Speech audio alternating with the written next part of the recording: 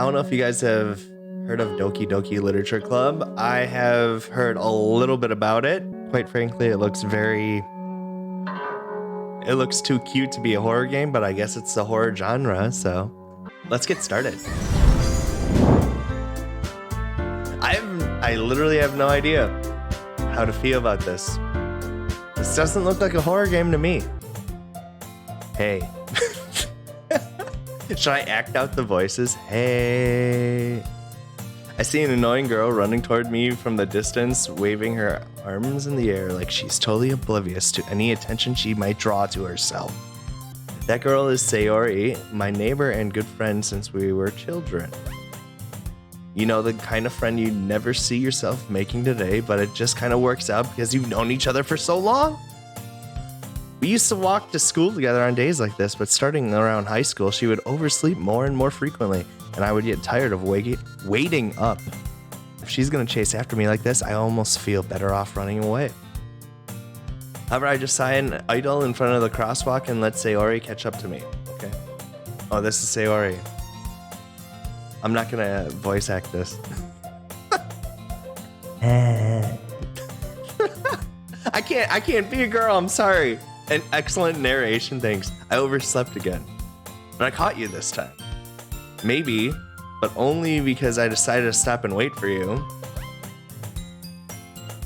You say that like you were thinking about ignoring me. That's mean, Sig. Well, if people stare at you for acting weird, then I don't want them to think we're a couple or something. Fine, fine. Look how happy she got. Look at this expression. But you did wait for me after all. I guess you don't have it in you to be mean even if you want to. Whatever you say, Sayori. I am literally so tempted to voice act the female characters here, but it would be horrendous.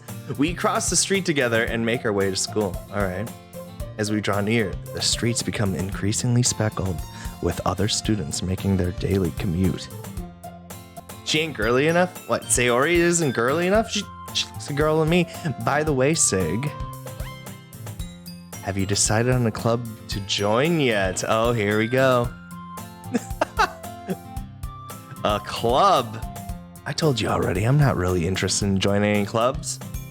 I haven't been looking either. That's not true. You told me you would join a club this year. Oh God, she's just like Curse, just twisting my arm here. Did I? I'm sure it's possible that I did. In one of our many conversations where I dismissively go along with whatever she's going on about. Sayori likes to worry a little too much about me when I'm perfectly content just getting by on the average while spending my free time on games and anime.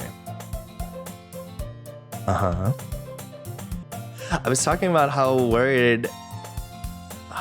I'm worried you won't learn how to socialize or have any skills before college.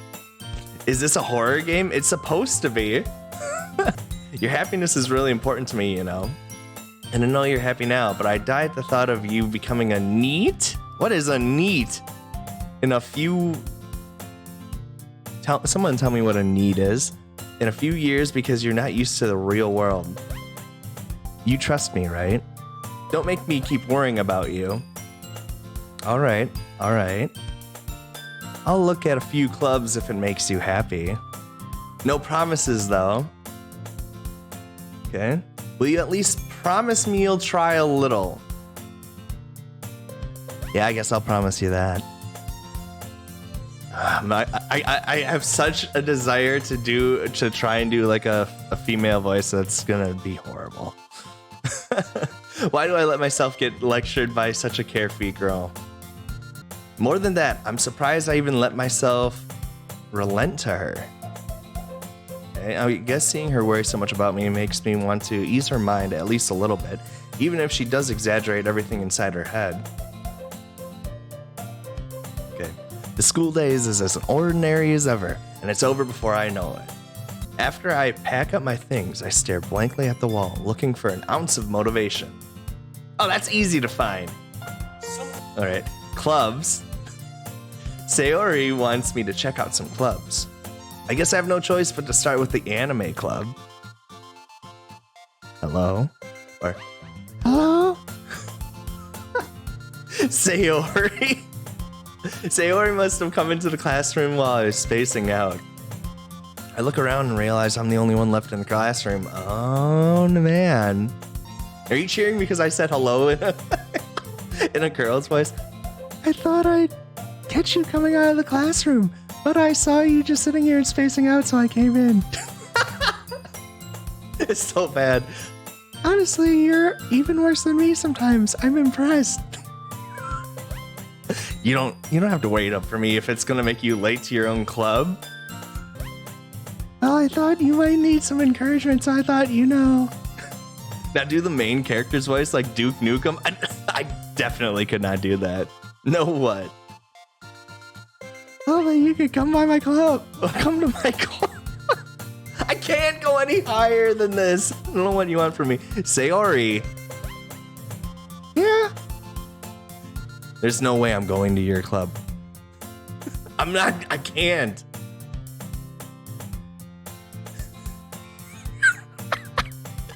You guys are making me laugh more than this is scary right now. This isn't supposed to be a comedy stream. Mimi? Sayori is vice president of the literature club. Oh, here we go. Here we go. Not that I was ever aware that she had an interest in literature. In fact, I'm 99% sure she only did it because she thought it would be fun to help start a new club.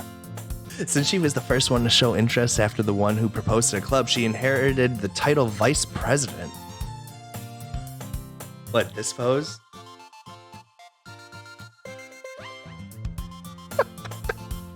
You're terrible. You guys make me do terrible things. I should be ashamed. That said, my interest in literature is guaranteed to be even less. Yes, I'm going to the anime club. You have to do it all the time, the whole time. So how am I supposed to continue with the dialogue if I have to click? This is ridiculous. Come on, please. Why do you care so much anyway? What? Well, I kind of told the club yesterday I would bring in a new member. And Natsuki made cupcakes and everything. Who's Natsuki? Don't make promises you can't keep. I say that all the time. That's perfect for me. I can't tell if Sayori is really that much of a airhead or if she's so cunning as to have planned all of this out. I let out a long sigh.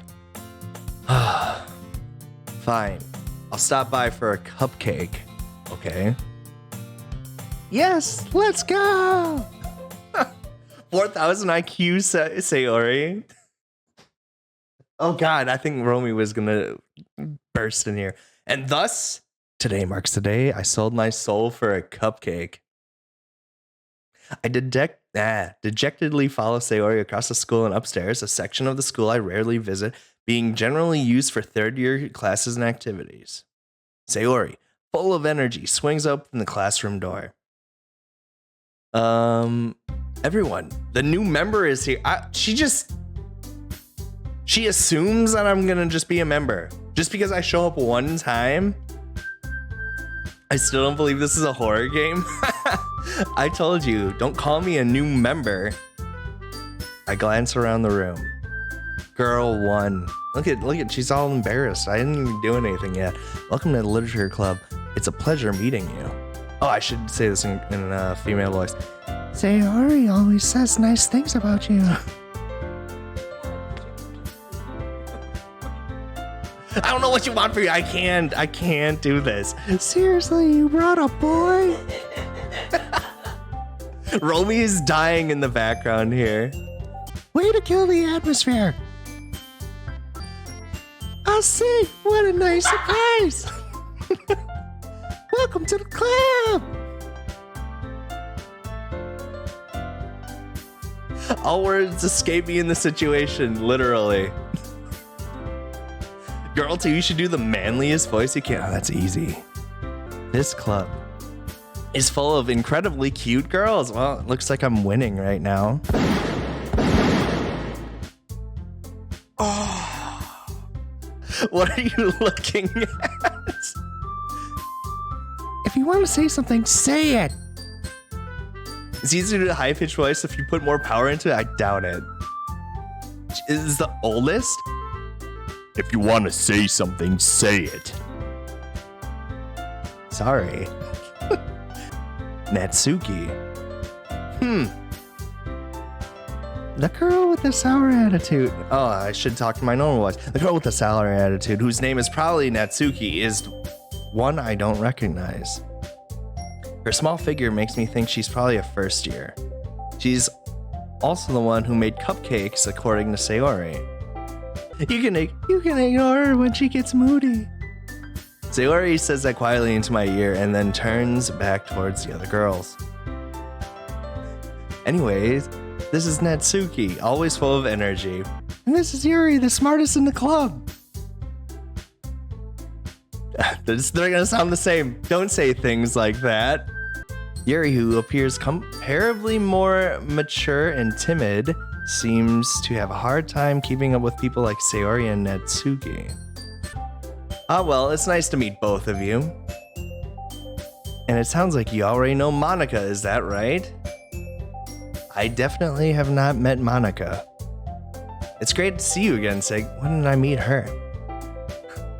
Monica smiles sweetly. Oh, man. We do know each other well. We rarely talk, but we were in the same class. Aha, okay. Monica was probably the most popular girl in class. Smart, beautiful, athletic. Sounds like I had a crush on her. Basically completely out of my league. We will see. So having her smile at me so genuinely feels a little... You too, Monica. Come sit down, Sig. We made room for you at the table so you can sit next to me or Monica. I'll get the cupcakes. Hey, I made them. I'll get them. What is this? Sorry, I got a little too excited. Then how about I make some tea as well? Tea sounds great. The girls have a few desks arranged to form a table. As Sayori mentioned, it's been widened so there's one space next to Monica and one space next to Sayori. Natsuki and Yuri walk over to the counter of the room where Natsuki grabs a wrap tray and Yuri opens the closet. Still feeling awkward, I take a seat next to Sayori. I take a seat next to Sayori. Natsuki proudly marches back to the table, tray in hand. Okay, are you ready? Ta-da!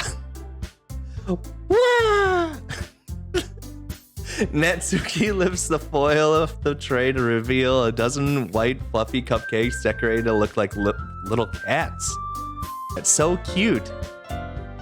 I had no idea you were so good at baking, Natsuki. Well, you know. Just hurry and take one. Sayori grabs one first, then Monica. I follow. It's delicious. Sayori talks with her mouth full and has already managed to get icing on her face. I turn the cupcake around in my fingers, looking for the best angle to take a bite. Natsuki is quiet. She's waiting for me to take a bite here. I can't help but notice her sneaking glances in my direction. Is she waiting for me to take a bite? I finally bite down. The icing is sweet and full of flavor. I wonder if she made it herself. This is really good. Thank you, Natsuki. Why are you thanking me? It's not like Haven't I heard this somewhere before? Made them for you or anything? Oh, no. I thought you technically did. Sayori said, well, maybe. But not for you dummy. All right. I give out Natsuki's weird logic and dismiss the conversation. Yuri returns to the table carrying a tea set. She carefully placed a teacup in front of each of us before setting down the teapot next to the cupcake tray. You keep a whole tea set in this classroom? Don't worry, the teachers gave us permission. After all, does a hot cup of tea help you enjoy a good book? Hello there. I guess. Hello there indeed. Jeez. Don't let yourself get intimidated. Yuri's just trying to impress you. That's not... Insulted, Yuri looks away. I meant that, you know. I believe you. You could have stayed pure. What do you mean? I am pure. I didn't do anything. Well, tea and reading might not be a pastime for me, but at least I enjoy tea. I'm glad. I shouldn't have eaten the cupcake. Is this a dating sim? I guess it starts out like one, but it's supposed to be a horror game. Yuri faintly smiles to herself in relief. Monica raises an eyebrow, then smiles at me. So what made you consider the literature club? I was afraid of this question. Something tells me I shouldn't tell Monica that I was practically dragged here by Sayori.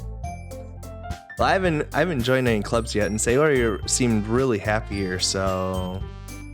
That's okay, don't be embarrassed. We'll make sure you feel right at home, okay? As president of the literature club, it's my duty to make the club fun and exciting for everyone. Monica, I'm surprised. How come you decided to start your own club? You could probably be a board member for any of the major clubs. Weren't you a leader of the debate club last year? Well, you know, well, to be honest, I can't stand all the politics around the major clubs. It feels like nothing but arguing about the budget and publicity and how to prepare for events. Poison cupcakes. I'd much rather take something I personally enjoy and make something special out of it. And if it encourages others to get into literature, then I'm fulfilling that dream. Monica really is a great leader. Yuri also nods in agreement. What is this? Are they the yes men or yes women here of this? What is this? Then I'm surprised there aren't more people in the club yet. It must be hard to start a new club. Oh.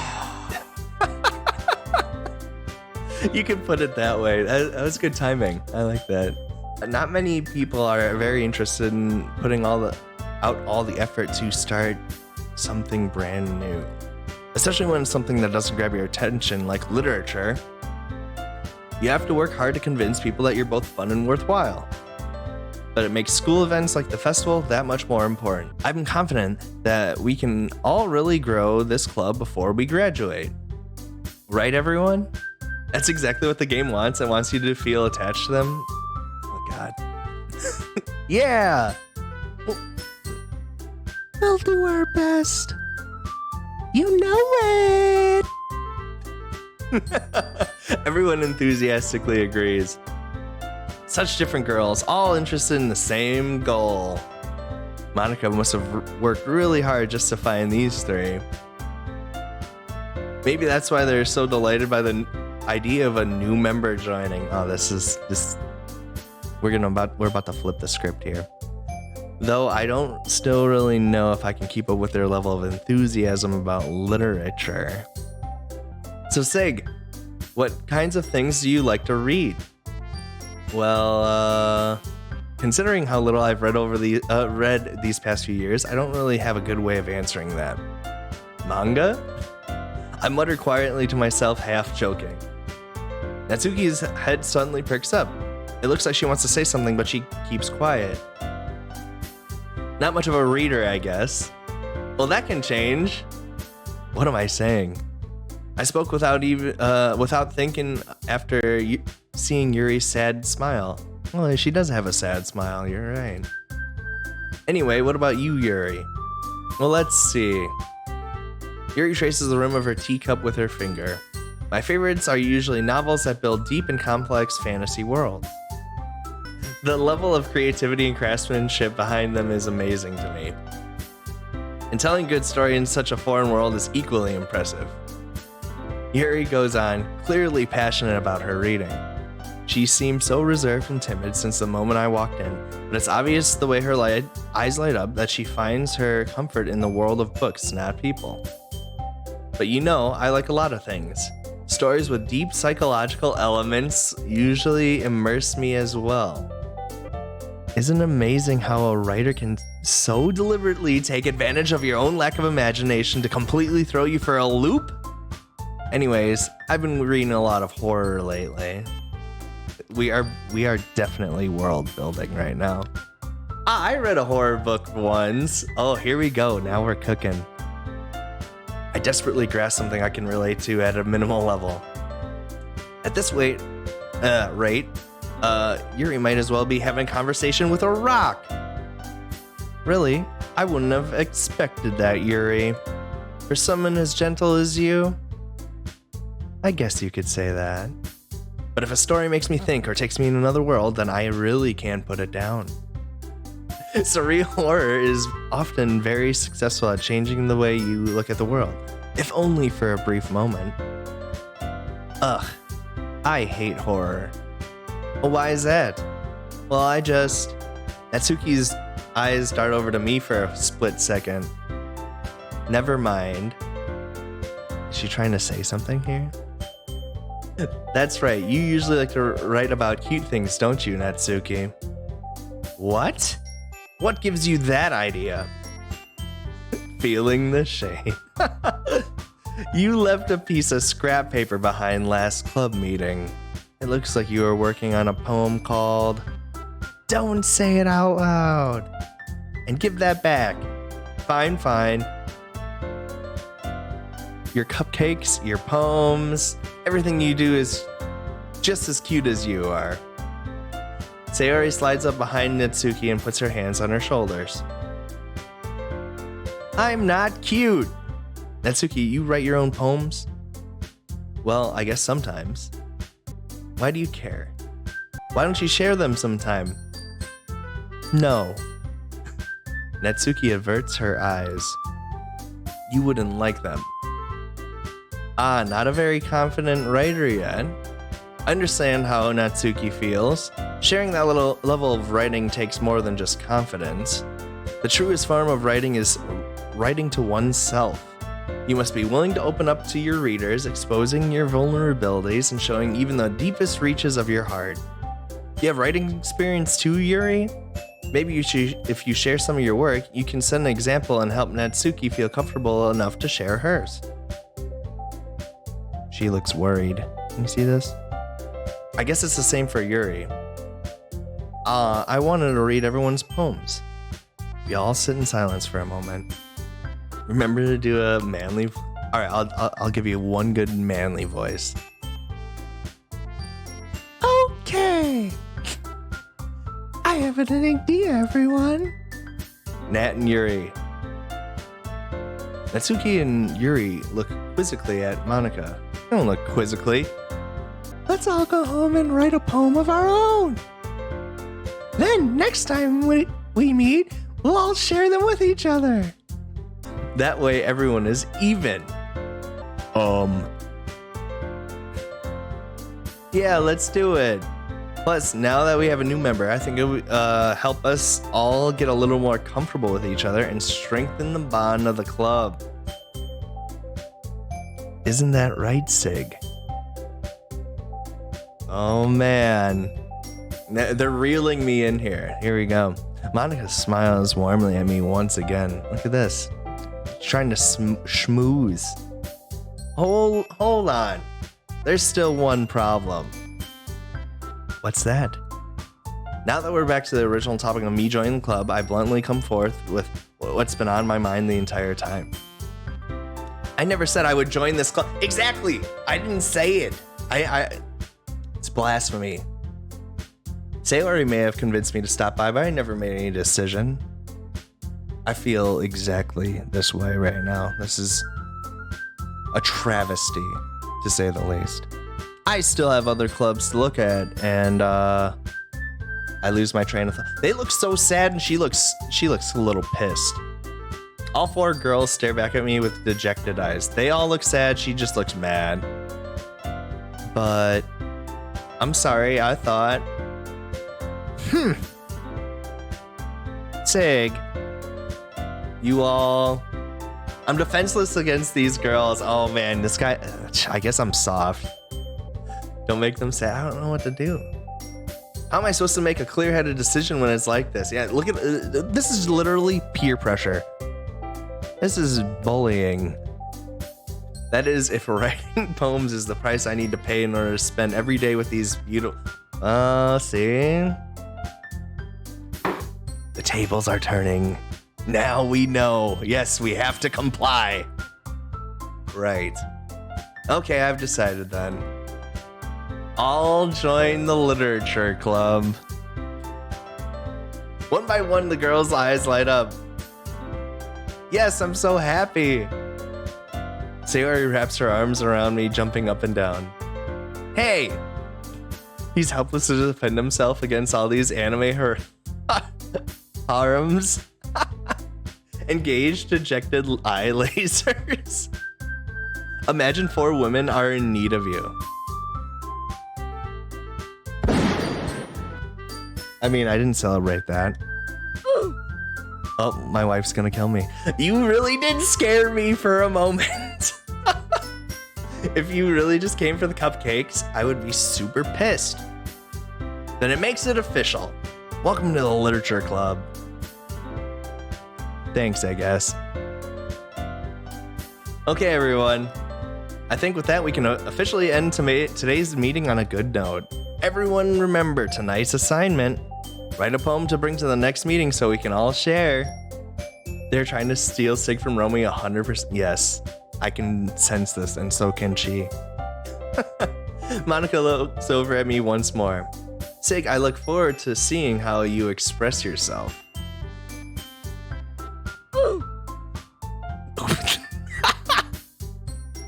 I like that was funny. I like that. Can I really impress the class star Monica with my mediocre writing skills?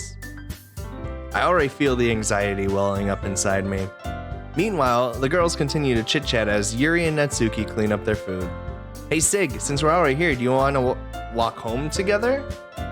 That's right, Sayori and I never walk home together anymore because she always stayed after school for clubs.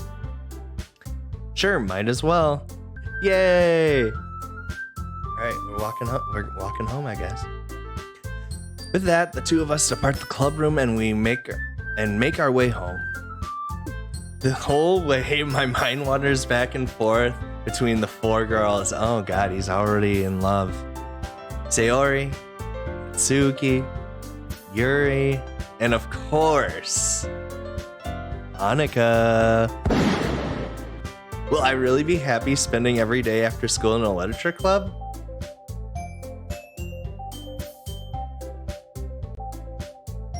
You didn't see that.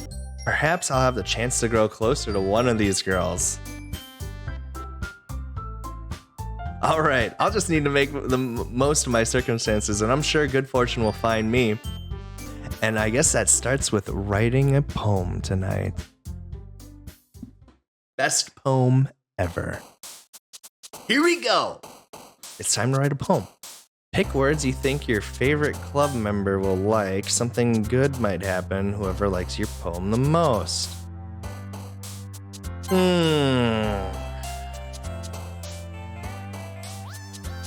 Chocolate, atone, excitement, infinite, socks. Romi says socks. Vacation, fantasy, meager, exploder, joy. You ain't getting closer to nobody except Romi. We all know that. There once was a man from Nantucket. Everyone. Alex says socks. Norm says socks. All right, we'll try socks. We'll do socks to the sun. Unending, summer, tears, incapable. You know what? I'm gonna need the chat's help.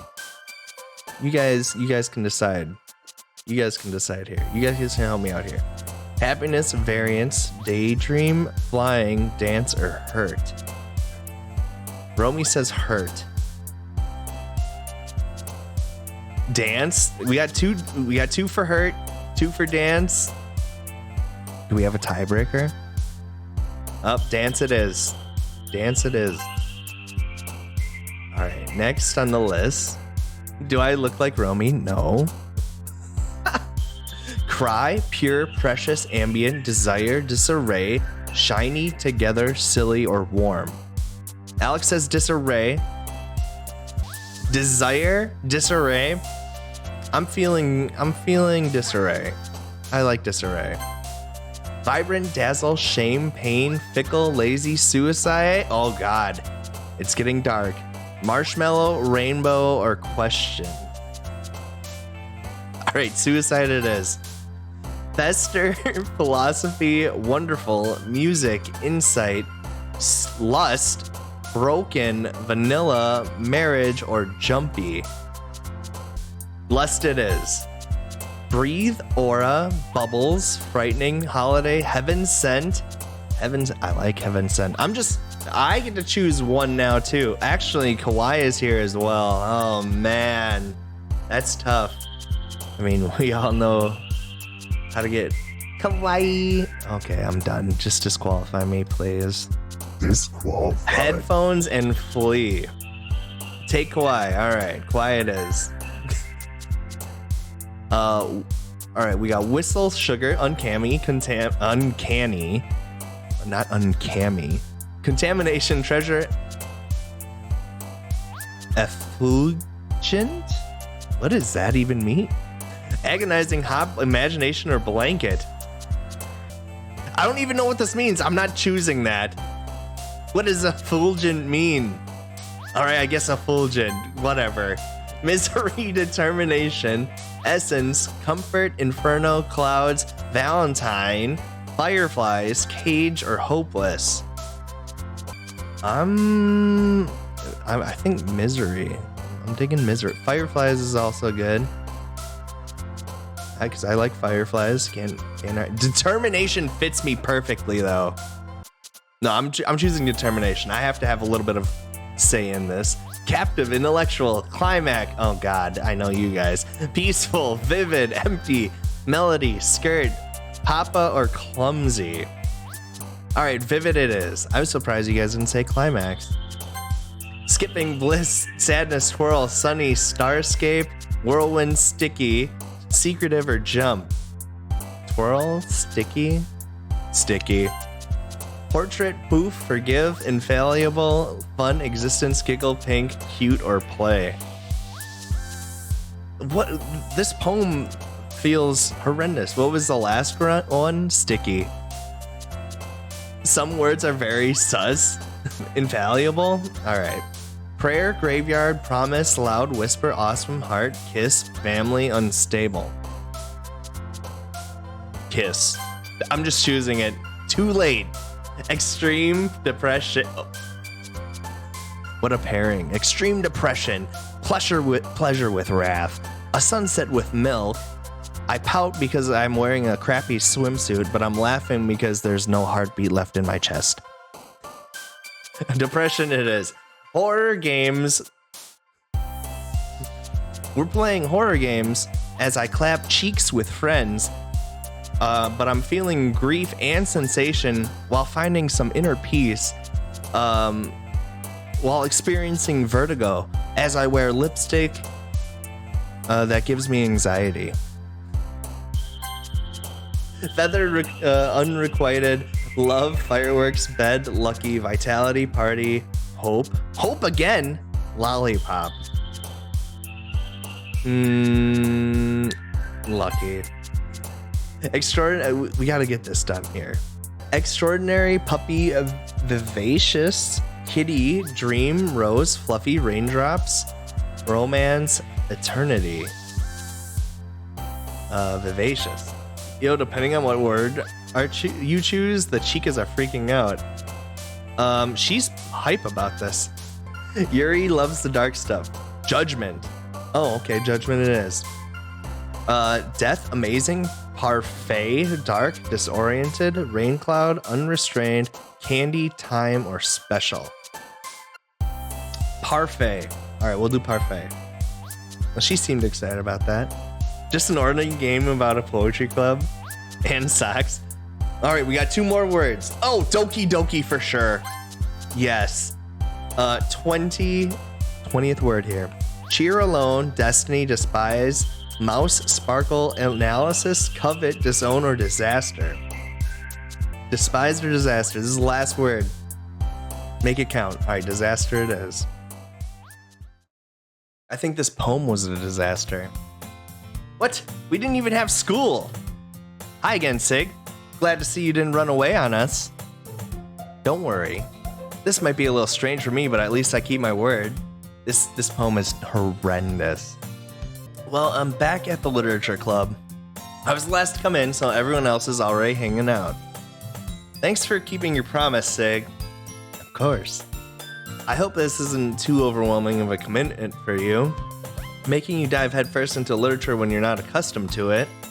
Oh, come on. Like he deserves any. She gets all crabby right away. What the heck?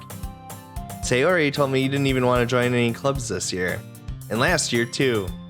I don't know if you plan to just come here and hang out or what, but if you don't take us seriously, then you won't see the end of it. Oh, she is giving me the business.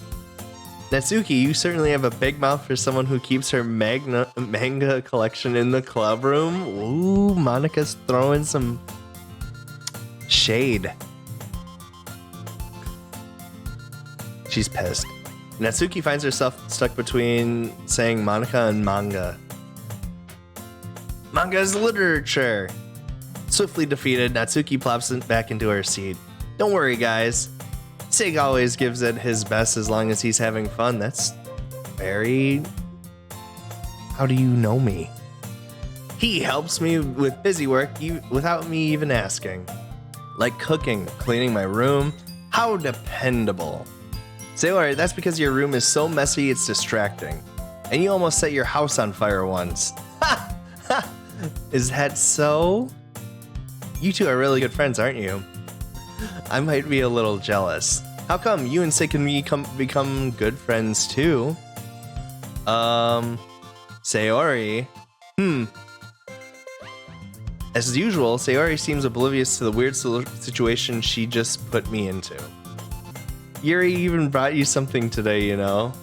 Oh, she's embarrassed. Me? Not really. Don't be shy. It's really nothing. What is it? Never mind. Yeah, she's definitely embarrassed here. Sayori made it sound like a big deal when it's really not. What did I do? I'm sorry, Yuri. I wasn't thinking. I guess it's up to me to rescue the situation. Hey, don't worry about it. First of all, I wasn't expecting anything in the first place, so any nice gesture from you is a pleasant surprise. It'll make me happy no matter what. Is that so? Yeah, I won't make it a big deal if you don't want it to be. Alright. Well, here. Yuri reaches into her bag and pulls out a book. I didn't want you to feel left out, so I picked out a book that I thought you might enjoy. It's a short read, so it should keep your attention even if you don't usually read. And we could, you know, discuss it if you wanted. Oh, man. She's coming on a little strong here. This is... How is this girl accidentally being so cute? She even picked out a book she thinks I'll like, despite me not reading much. She's hitting on me. Romi, I didn't do anything. Yuri, thank you. I'll definitely read this. I enthusiastically take the book. Oh, and now the wife left because she's pissed. I'm just joking. Phew. Well, you can read it at your own pace. I look forward to hearing what you think. Now that everyone's settled in, I expected Monika to kick off some scheduled activities for the club. But that doesn't seem to be the case. Sayori and Monika are having a cheery conversation in the corner. Yuri's face is already buried in a book. I can't help but notice her intense expression, like she was waiting for this chance. Meanwhile, Natsuki is rummaging around in the closet. I'm really curious to talk to Yuri a little bit more. At the same time, I would feel bad for distracting her from reading. I catch a glimpse of the cover of her book. I feel like something's gonna happen now. I'm getting these vibes. Looks like the same book she lent to me. More than that, she seems to be on the first few pages. Ooh, the music changed. Ah. Crap. I think she noticed me looking at her. She sneaks another glance at me and our eyes meet for a split second. But that only makes her hide her face deeper in her book. Sorry, I was just spacing out. I mutter this, sensing I made her feel uncomfortable. Oh, it's fine. If I was focused, then I probably wouldn't have noticed in the first place. But I'm just rereading a bit of this, so... That's the book you gave me, right? Mm-hmm. I wanted to reread some of it. Not for any particular reason, just curious. How come you have two copies of the same book? When I stopped at the bookstore yesterday... That's not what I meant. I mean, I just happened to buy 2 of them. I knew it. I see. There's something fairly obvious here that Yuri isn't telling me, but I decide to let it go. I'll definitely start reading it soon. I'm glad to hear.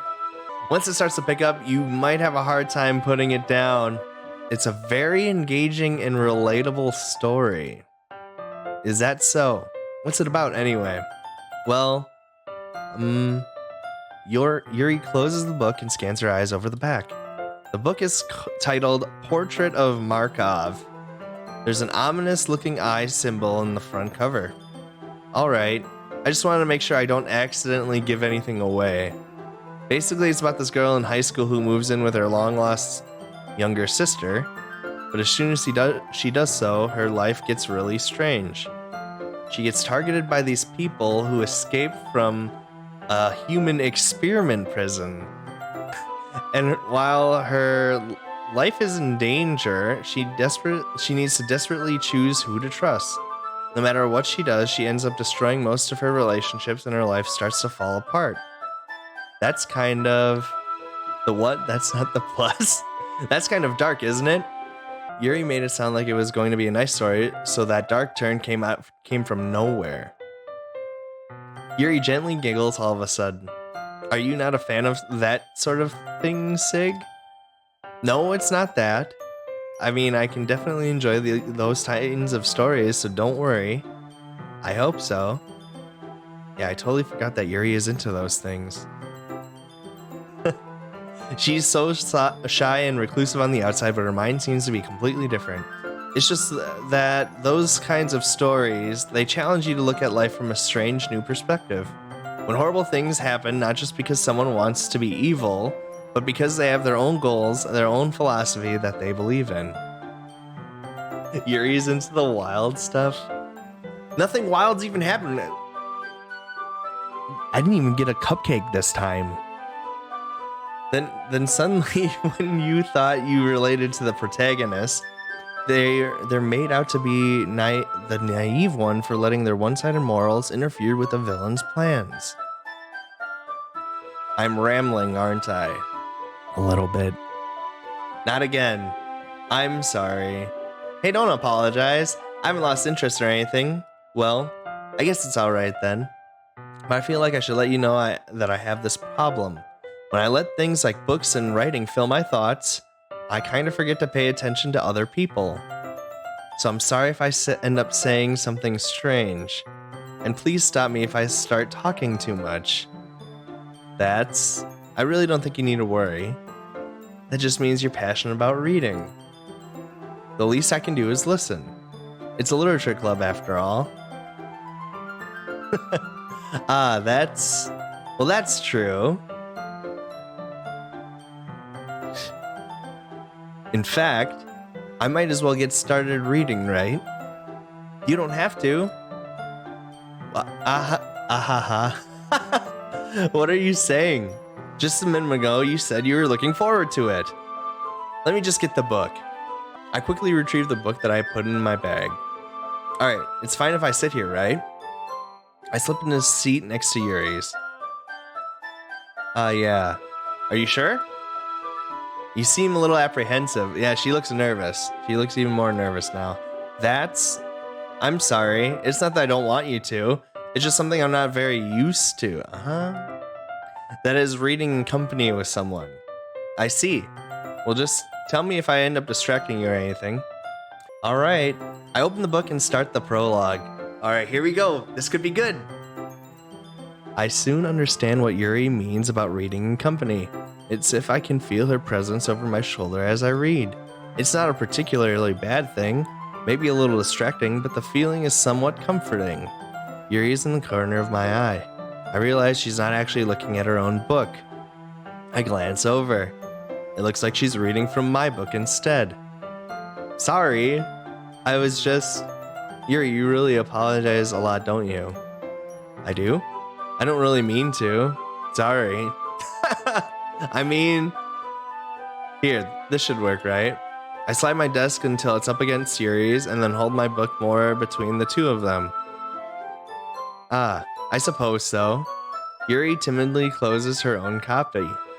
Oh gosh, we are getting romantic here. Once we lean in a little bit, our shoulders are almost touching. It feels like my left arm is in the way, so instead I used my right hand to hold the book open. I guess that makes it kind of difficult to turn the page. Here. Oh, we are getting cozy.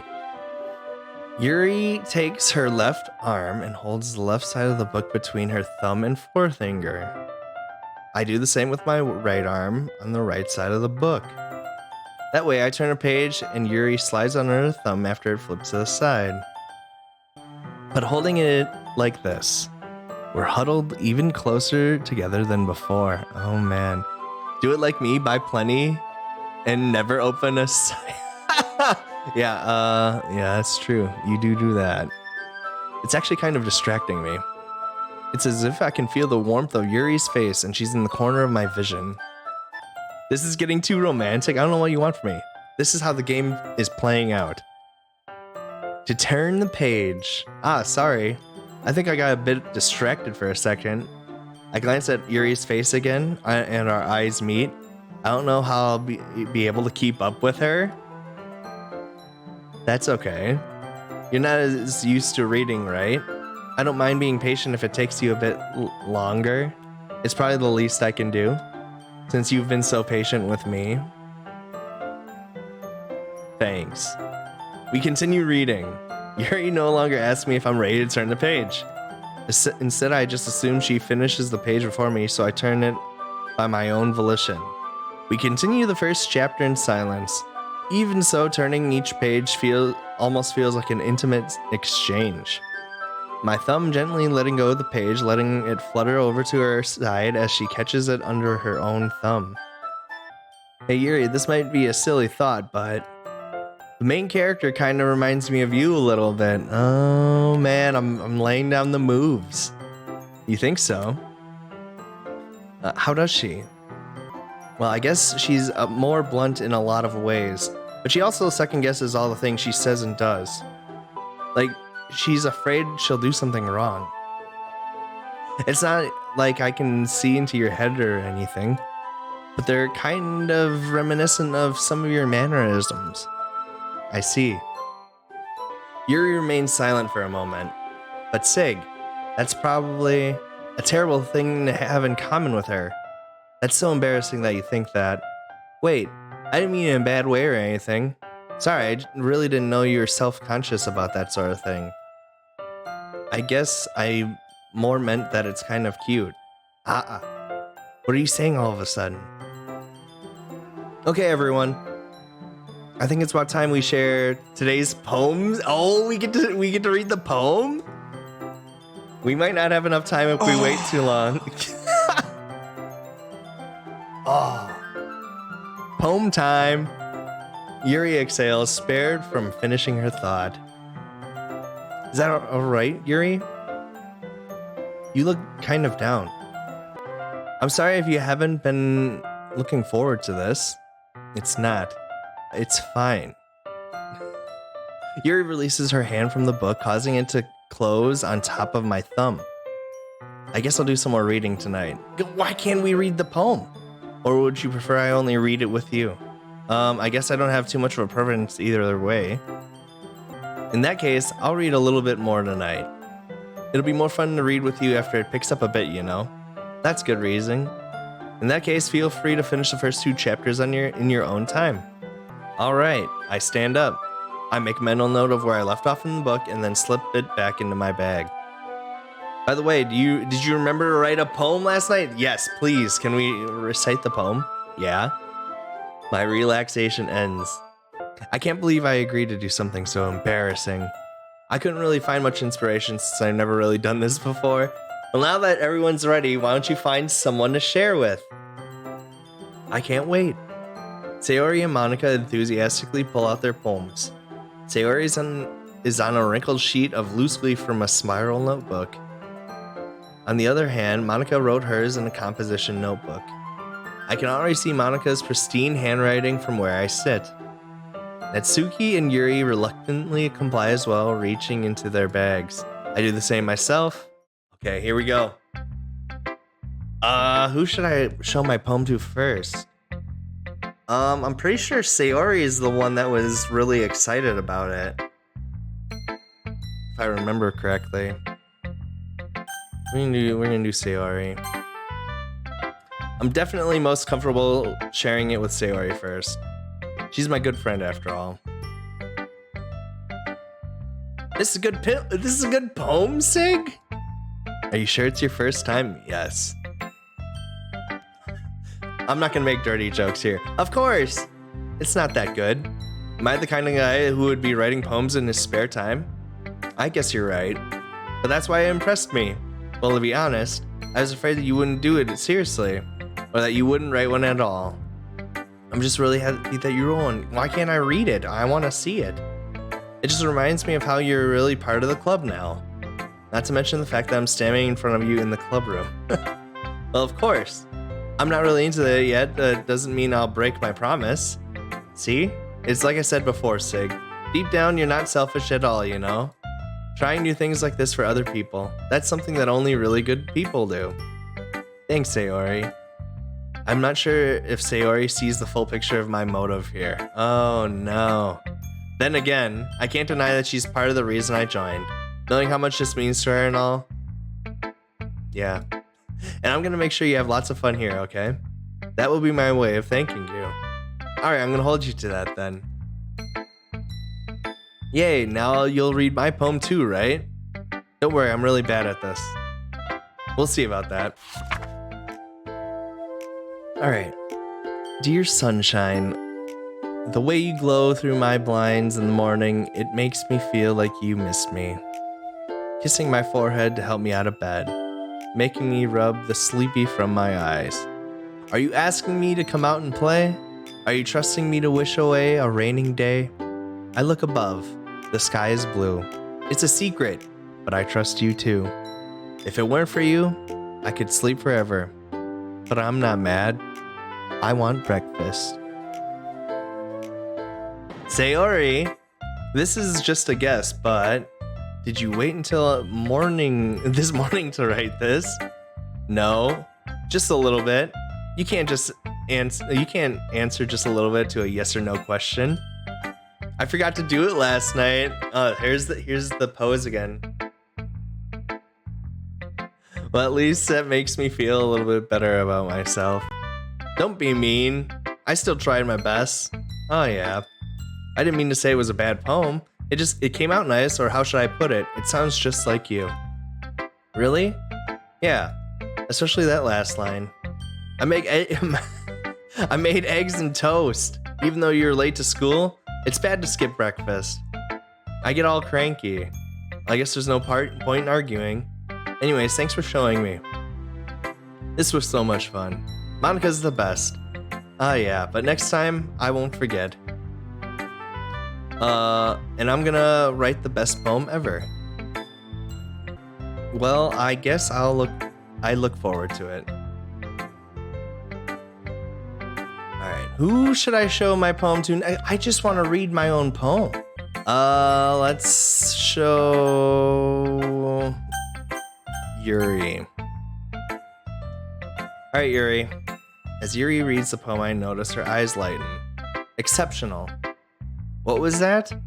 Did I say that out loud? Yuri first covers her mouth, but ends up covering her whole face. He's gonna hate me. You really didn't do anything wrong, Yuri. I guess you're right. What am I getting so nervous for? She digs me. Yuri takes a breath. So, what kind of writing experience do you have? Your use of imagery and metaphors indicates you've written a lot of poetry before. Really? That's a huge compliment coming from you. This is actually my first time, really. She doesn't believe me. Yuri stares at me blankly and looks at my poem again. Well, I know that. I just meant... Yuri trails off, unable to find an excuse. She traces her finger along the words in the poem as if breaking it down more thoroughly. Yeah, okay. This is the reason I was able to tell. It's just that there are specific writing habits that are usually typical of new writers. And having been through that myself, I kind of learned to pick up on them. I think the most noticeable thing I recognize in new writers is that they try to make their style very deliberate. In other words, they tend to pick a writing style separate from the topic matter, and they form-fit the two together. The end result is both the style and the expressiveness are weakened. She's getting technical on me. Once Yuri finds her train of thought, it's as if her demeanor totally changes. Her stammering is completely gone and she sounds like an expert. Of course, that's not something you can be blamed for. There are so many different skills and techniques that go into writing even a simple poem. Not just finding them and building them, but getting them to work together is probably the most challenging part. It might take you some time, but it all comes with practice and learning by example and trying new things. I also hope that everyone else in the club gives you valuable feedback. Natsuki can be a little bit biased though. Biased? How? Well, never mind. I shouldn't be talking about people like that. Oh, she's... Shade. Sorry, it's fine. Not sure if Yuri is apologizing to herself, to me, or to Natsuki. Do you mind if I read your poem now? Now I get to critique. I'd love to share my thought process behind it. Yuri smiles dreamily as if that's a rare opportunity for her. Which itself is kind of funny. After all, isn't this supposed to be a literature club? Okay, here we go. Dutch, welcome back, man. Ghost under the light. The tendrils of my hair illuminate beneath the amber glow. Bathing. It must be this one. The last remaining streetlight to have withstood the test of time. The last yet to be replaced by the sickening blue-green hue of the future. I bathe. Calm. Breathing air of the present but living in the past. The light flickens. I flicker back.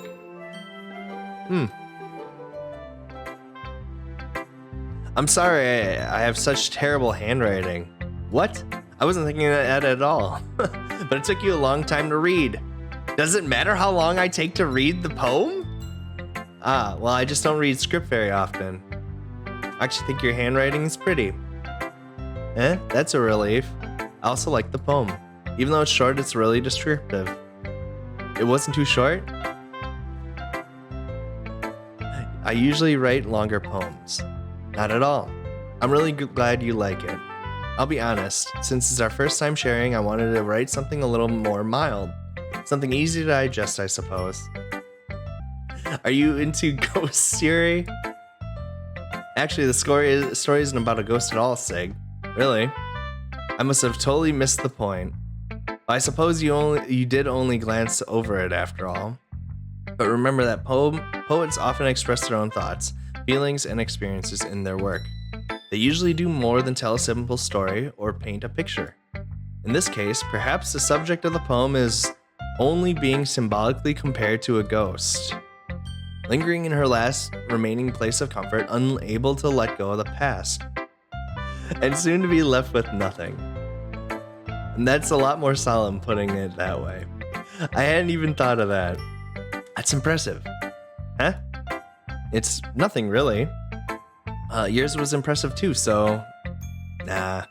If anything, I could probably learn a thing or two from you. I'm getting smooth here. Look at how I'm too smooth with it. You think so? Yeah, of course. I was really nervous about doing all this, but in the end I enjoyed it. I'm going to keep doing my best for you, Sig. Me too. You know what, we'll save Natsuki for last. We'll show Monica. Hi, Sig. Having a good time so far? Yeah. Good, glad to hear it. By the way, since you're new and everything, if you ever have any suggestions for the club, like new activities or things we can do better, I'm always listening. Don't be afraid to bring things up, okay? Alright, I'll keep that in mind. Of course, I'll be afraid to bring things up. I'm much better off just going with the flow until I'm more settled in. Anyway, want to share your poem with me? It's kind of embarrassing, but I guess I have to. She laughs? She's laughing at me? Don't worry. Oh, okay. I was going to say, she read it so fast that she started laughing. We're all a little embarrassed today, you know? But it's that sort of barrier that we'll all learn to get past soon. Yeah, that's true. I hand Monica my poem. Great job, Sig. I was going, oh, in my head while reading it. It's really metaphorical. I want to know my poem. I haven't even got to read it myself. I'm not sure why, but I didn't expect you to go for something so deep. I guess I underestimated you. It's easy for me to keep everyone's expectations low. That way it always counts when I put in some effort. That's not very fair. I guess it worked anyway. You know that Yuri likes this kind of writing, right? Writing that's full of imagery and symbolism. Unlike Sayori, who likes using simple and direct words to describe happiness and sadness, Yuri likes it when readers are left to derive their own meaning out of it. It's very challenging to write like that effectively. Both allowing people to get something out of it just by feel, or letting them deeply analyze all the nuances. It can take years of practice, which I'm assuming Yuri has at this point. I never really asked though. I'm sure I am nowhere near her level yet, so don't worry too much about that. Just keep exploring and you'll learn by trying new things. I'm sure I'll end up trying different things a lot. It could take a while before I feel comfortable doing this. That's okay. I love to see you try new things. That's the best way to find the kind of style that suits you. Lord of them dating sims? Could be. Could be. Everyone else might be a little bit biased towards their own kinds of styles, but I'll always help you find what suits you the most. So don't force yourself to write the way everyone else wants you to write. It's not like you have to worry about impressing them or anything. Anyway, do you want to read my poem now? Of course. I just want to read mine though. Don't worry, I'm not very good. You sound pretty confident for someone who claims to not be very good. Well, that's because I have to sound confident. That doesn't mean I always feel that way, you know? I see. She's putting on a front. She's fronting. Let's read it then. All right, let's read it. Hole in wall. It couldn't have been me. See, the direction the spackle protrudes. A noisy neighbor, an angry boyfriend. I'll never know. I wasn't home. I peer inside for a clue. No, I can't see. I reel, blind like a film left out in the sun. But it's too late. My retinas. Already scorched with a permanent copy of the meaningless image. It's just a little hole. It wasn't too bright. It was too deep. Stretching forever into everything. A hole of infinite choices. I realize now that I wasn't looking in. I was looking out. And he, on the other side, was looking in. So what do you think? It's very freeform, if that's what you call it. Sorry, I'm not really the right person to ask for feedback. It's okay. Yeah, that kind of style has gotten pretty popular nowadays. That is, a lot of poems have been putting emphasis on the timing between words and lines. When performed out loud, it can be very powerful. What was the inspiration behind this one?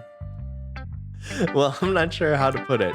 I guess you could say that I had some kind of epiphany recently. It's been influencing my poems a bit. An epiphany. Yeah, something like that.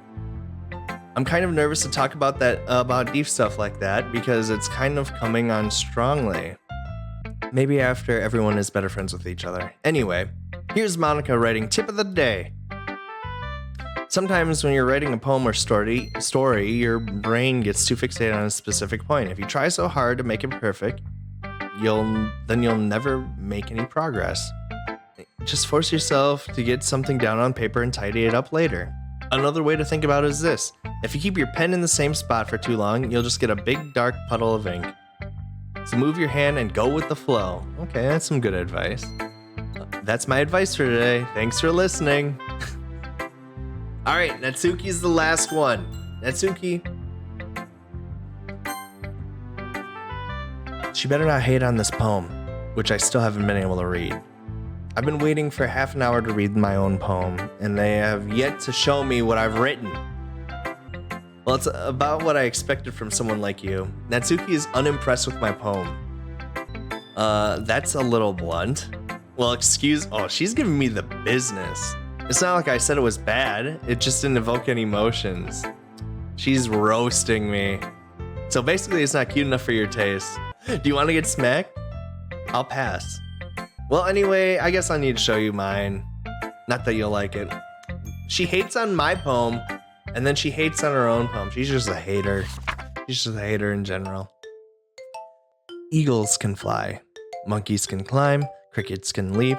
Horses can race. Owls can seek. Cheetahs can run. Eagles can fly. People can try, but that's about it. She roasts me, and that's what she gives me in return. How dare her? How dare she? So Natsuki says, yeah. I told you you weren't gonna like it. I like it. What? Just be honest. Oh, she knows that I'm just BSing here. I am. Well, I guess I'm not BSing. Why are you so convinced I wouldn't like it?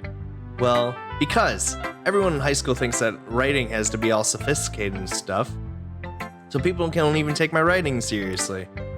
But isn't the point of poems for people to express themselves? Ooh, spitting facts right now. Your writing style wouldn't make your message any less valid. I like when it's easy to read, but it hits you hard. Like in this poem. Seeing everyone around you do great things can be really disheartening. So she has some esteem issues. I see. I understand. So I decided to write about it. Yeah, I understand. But the other nice thing about simple writing is that it puts more weight on the wordplay. Like I set up for a rhyme at the end, but then made it fall flat on purpose. It helps bring out the feeling in the last line. So you did. I guess more went into it than I realized. That's what it means to be a pro. Oh, look at her getting fancy on me. Now she's flexing. I'm glad you learned something. Wow. She's just pooping on me. Didn't expect that from the youngest one here, did you? Yeah, I guess not. I decided to humor her with that last comment. See, she's just boasting around.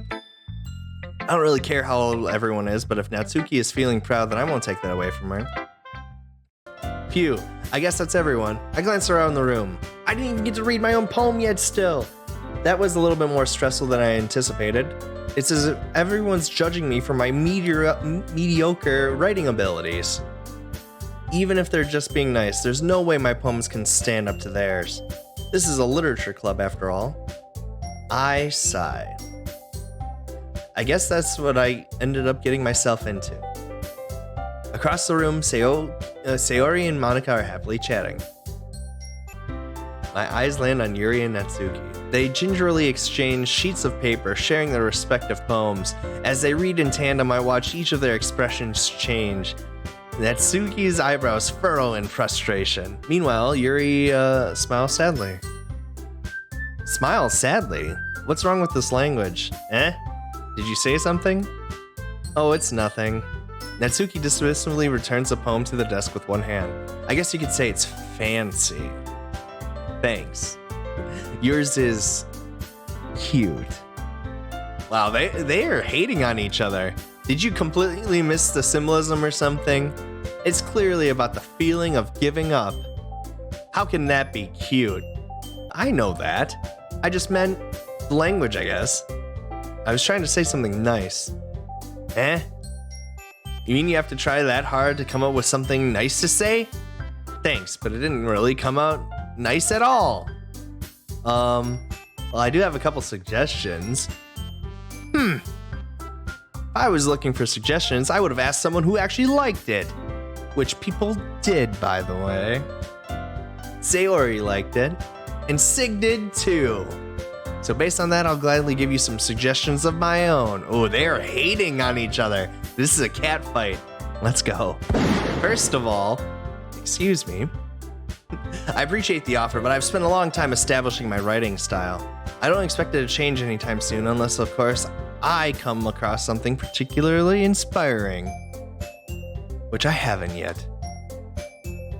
And Sig liked my poem too, you know. He even told me he was impressed by it.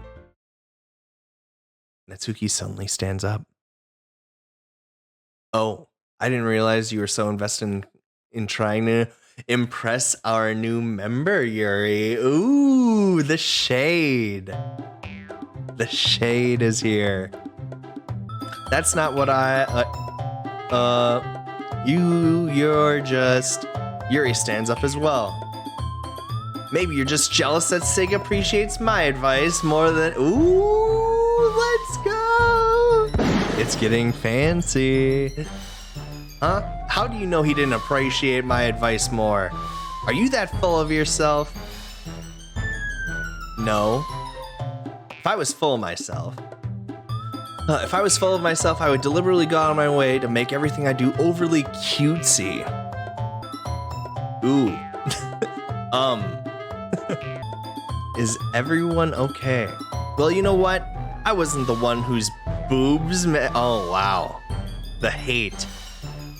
I wasn't the one whose boobs magically grew a size bigger as soon as Sig started showing up. What? How does she know? What? Huh? How would she know? This doesn't involve you. Can't believe she just made a boob comment. Booba. I don't like fighting, guys. Suddenly, both girls turned towards me as if they just noticed I was standing there. Sig, she's just trying to make me look bad. How do you grow booba? That's possible? I mean, I guess in this world it is. She started it. If she could get over herself and learn to appreciate that simple writing is more effective, then this wouldn't have happened in the first place. What's the point of making your poems all convoluted for no reason? The meaning should jump out at the reader, not force them to have them figure it out. Help me explain that to her, Sig. Wait, there's a reason we have so many deep and expressive words in our language. It's the only way to convey complex feelings and meaning the most effectively. Avoiding them is not the only unnecessary thing limiting yourself, it's also a waste. You understand that, Sig? Well? How did I get dragged into this in the first place? It's not like I know anything about writing, but whomever I agree with, they'll probably think more highly of me. Oh man, they're gonna make me make a decision here. No, I'm gonna dodge the bullet. Help me, Sayori. Natsuki glares at me, drying up my words as I had my mouth. Any words I had in my mouth. So instead I turned to Yuri. Yuri? But Yuri's expression is so defenseless, I can't bring myself to say anything to her. Sayori! Oh, see, dodging bullets. Let's go. Yeah? Everyone's fighting is making Sayori uncomfortable. How can the two of you keep fighting when you know you're making your friend feel like this? Sig, well, that's her problem. This isn't about her. I agree. It's unfair for others to interject their own feelings into our conflict. Yeah, unless Sayori wants to tell Yuri what a stuck-up jerk she's being. Ooh. She would never. It's your immaturity that's made her upset in the first place. Excuse me? Are you listening to yourself? This is exactly why. Exactly why nobody likes... Stop. Natsuki, Yuri, I'm still waiting for someone to get to the fun part. We went from eating cupcakes and drinking tea to writing a poem with the chat. Then I didn't even get to read the poem. Now we're trying to stop a fight between two girls because they're arguing about their poem. I don't even know what to do yet. You guys are my friends. I just want everyone to get along and be happy. My friends are wonderful people, and I love them because of their differences. Natsuki's poems, they're amazing because they give you so many feelings with just a few words. Sayori's coming through in the clutch, let's go! And Yuri's poems are amazing because they paint beautiful pictures in your head. Everyone's so talented, so why are we fighting? Because, well, also, Natsuki's cute and there's nothing wrong with that. And Yuri's boobs are the same as they always were. Big and beautiful. All right. Sayori Sayori stands triumphantly. Just coming through in the clutch. Just give everybody compliments and everybody's cool. Monica stands behind her with a bewildered expression. What's the game? What's with this game in Booba's? I don't know. Booba is life, I guess. Hello, is he in the beginning of the game? It seems like it, Cassio. I have no idea where I'm at. I just want to read my poem. That's all I'm asking. That's all I'm asking. I'll make some tea. Yuri rushes. We're gonna have more tea. Let's go. Suki sits down with a blank expression on her face, staring at nothing. So this is why Sayori is vice president. To be honest, I might come off as a good leader and I can organize things. I'm not very good with people. I couldn't even bring myself to interject. As president, that's kind of embarrassing of me. Ahaha. Nah. It's not like I can blame you. I wasn't able to say anything either. Well, I guess that means Sayori is amazing in her own ways, isn't she? You could say that. She might be an airhead, but sometimes it's weirdly suspicious that she knows exactly what she's doing. I see. Take good care of her, okay? I would hate to see her get herself hurt. That makes two of us. You can count on me.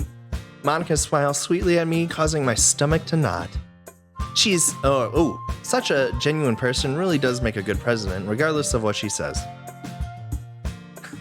If only I could get the chance to talk to her a little more. Okay, everyone. It's just about time for us to leave.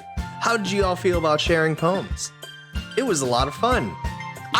Can I just read my poem? I just want to read mine. Why can't I know what mine turned out like? It was alright, well, mostly. Sig, how about you? I'm pissed. To be fair. Disqualified. Yeah, exactly.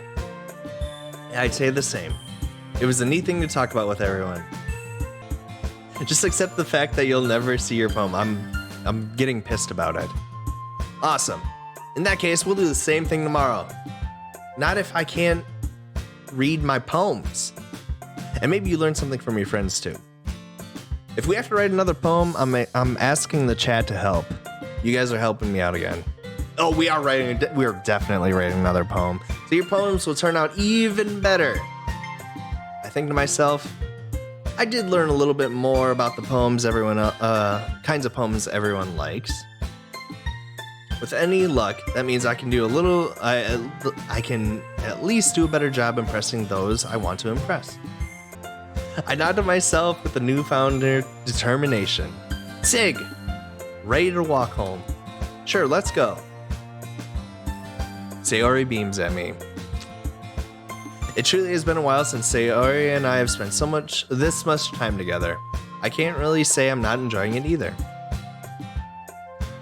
Sayori vibes. Sayori, about what happened earlier. What do you mean? You know, between Yuri and Natsuki. Does that kind of thing happen often? No. That's really the first time I've seen them fight like that. Ooh, I'm just causing fights everywhere I go. I don't like it. Nothing's happening. I promise they're both wonderful people. You don't hate them, do you? No, I don't hate them. I just wanted your opinion, that's all. I can see why they'd make good friends with you. Phew. You know, Sig, it's nice that I get to spend time with you in the club, but I think seeing you get along with everyone is what makes me the happiest. And I think everyone really likes you too. Every day is gonna be so much fun. It looks like Sayori still hasn't caught on to the kind of situation I'm in. Sure, being friends with everyone is nice, but does it really need to stop there? Ooh. We'll just have to see what the future holds, Sayori. I pat Sayori on the shoulder. I said that more to myself than to her, but it's easy to use Sayori as internal monologue sometimes. Okay, yeah, let's do this. Do we get to write another poem? Oh, we do! Alright, chat, help me out. Here are our words. Whirlwind feather, fantasy chocolate, melody alone, anime tears, joy, rainbow. Let's see here. Come on. Help me out here. Tears. All right, I'm making a rule. First one to respond, I use their word. First one to respond. So, tears is first. All right, so we got cheeks, fickle, sing, peaceful, puppy, skipping, unstable, cute, despise, ocean. Help me out here. How about you blind pick? Can you blind pick? Sing? All right, we got sing. Time, sunny, mouse, waterfall, analysis, existence, pain, eternity, loud, or flying. How do I blind pick? I just close my eyes and just do this, and then I just want to sunny it is. I just want to read the first poem that I wrote. Broternity. Just always pick the first one. Broken. All right, broken it is. Graveyard, Inferno, Vivid, Heaven Sent, Clumsy, Atone, Disown, Promise, Boop. I'm choosing Boop. I'm choosing Boop. That's close enough to blind picking.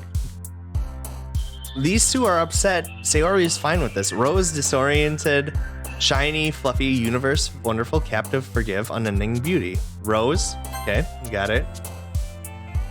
Tenacious, lollipop. Bros is not there. Melancholy, memories, extreme, hopeless, socks again. We gotta pick socks. Okay, hopeless it is. Tenacious D, I love Tenacious D. Laugh, dark, anger, giggle. Who ate my effing schnitzel? That's my favorite skit from Tenacious D, the CD. Dream, incapable, nature, passion, explode, sensation. Laugh. Cheer, happiness, question, lust, adventure, raindrop, sunset, color, kiss, or flower. Here's Shell, it's all good. Glock 19, they definitely don't have that there. Sorry, I probably should have asked to give hints. No, we're not.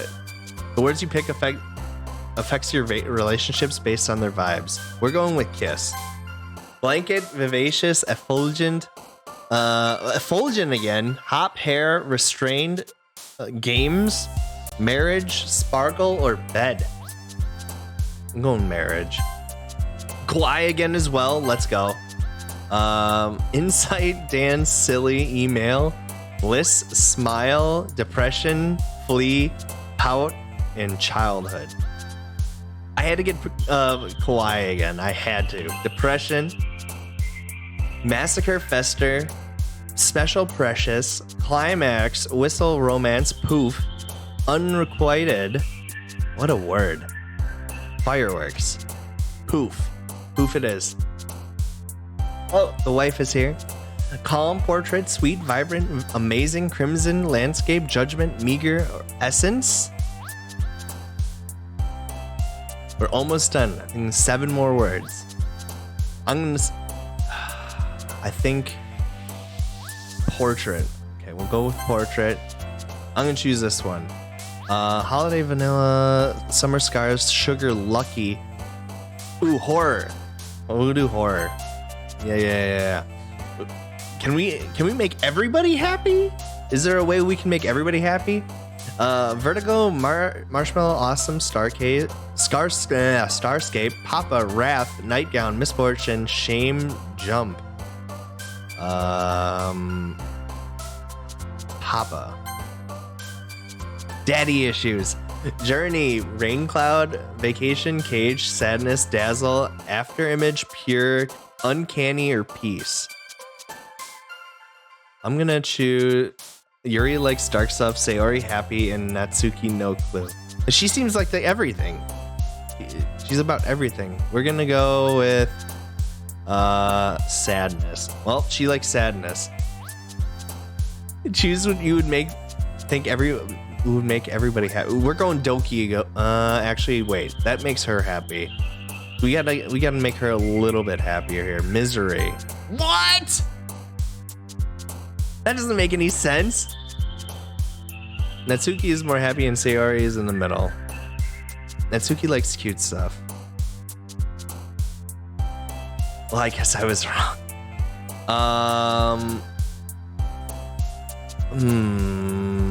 We'll do destiny. Yes, yes. Oh, can we make this last one good? Tragedy? Fear? Agonizing? Milk? Hey! Let's go. Contamination. Sayer likes bittersweet stuff, simple, happy, or sad emotions. Another day passes, and it's time for the club meeting already. I've gotten a little bit more comfortable here over the past couple days. Entering the club room, the usual scene greets me. Hi, Sig. Yo, Sayori. Looks like you're in a good mood today. I was gonna try and do an impression, but I can't. Do you have preference? I'm not sure yet. I wish I could read my own poems. That's like the sad part about it. Like, I just wish I could have read the first poem I wrote. I'm just still not used to you being in the club, that's all. I see. That's a pretty simple thing to get you in a good mood. But I guess it's always the simple things with you anyway. I mean, which girl you like more?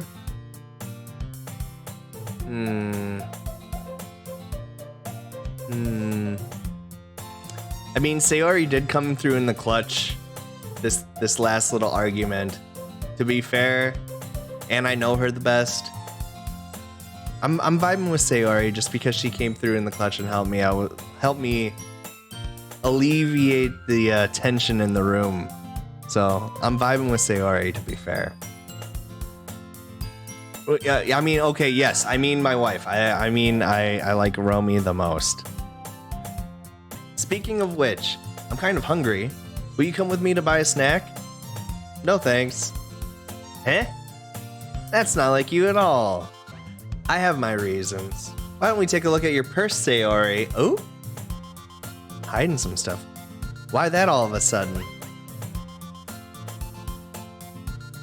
No reason, really. I just want to look at it. Sayori nervously retrieves her coin purse. She fumbles with the latch and gets it open. Then she turns it upside down and let its contents spill onto the desk. Only 2 small coins fall out. Ha! I knew it. I can see right through you, Sayori. That's not fair. How do you even know? She just wanted me to buy something for her. It's simple. If you had enough money in the first place, you would have bought a snack before coming to the club room. So either you're not hungry and want an excuse to take a walk, or you plan to conveniently forget that you spent all your money so that I would lend you some. But there's one more thing. You're always hungry. Sayori lost her money in cryptocurrency. Shh, don't tell anybody. And so that only leaves the one option. I give up. Don't make me feel guilty. If you feel guilty, that means you deserve to feel guilty. Ha ha ha. Yuri suddenly giggles. I didn't know that she was listening in. Her face is in her book as always. I wasn't listening or anything. It was just something in my book.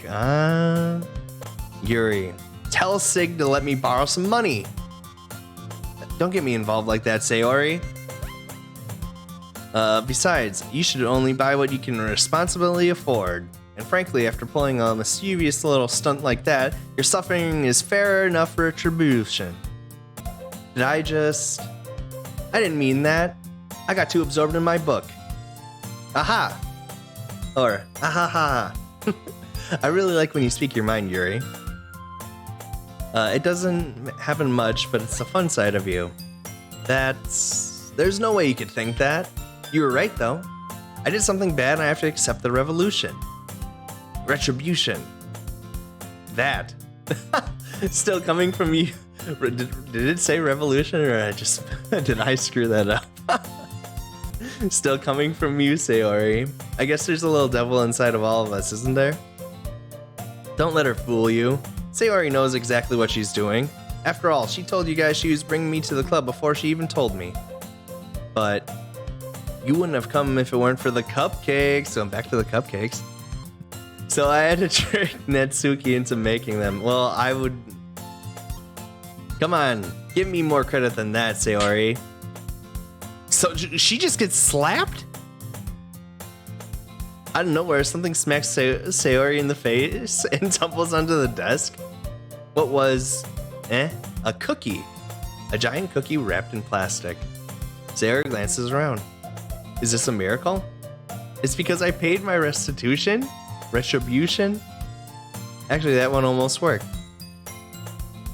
Ha! I was just gonna give it to you, but then I heard you blab about the cupcakes.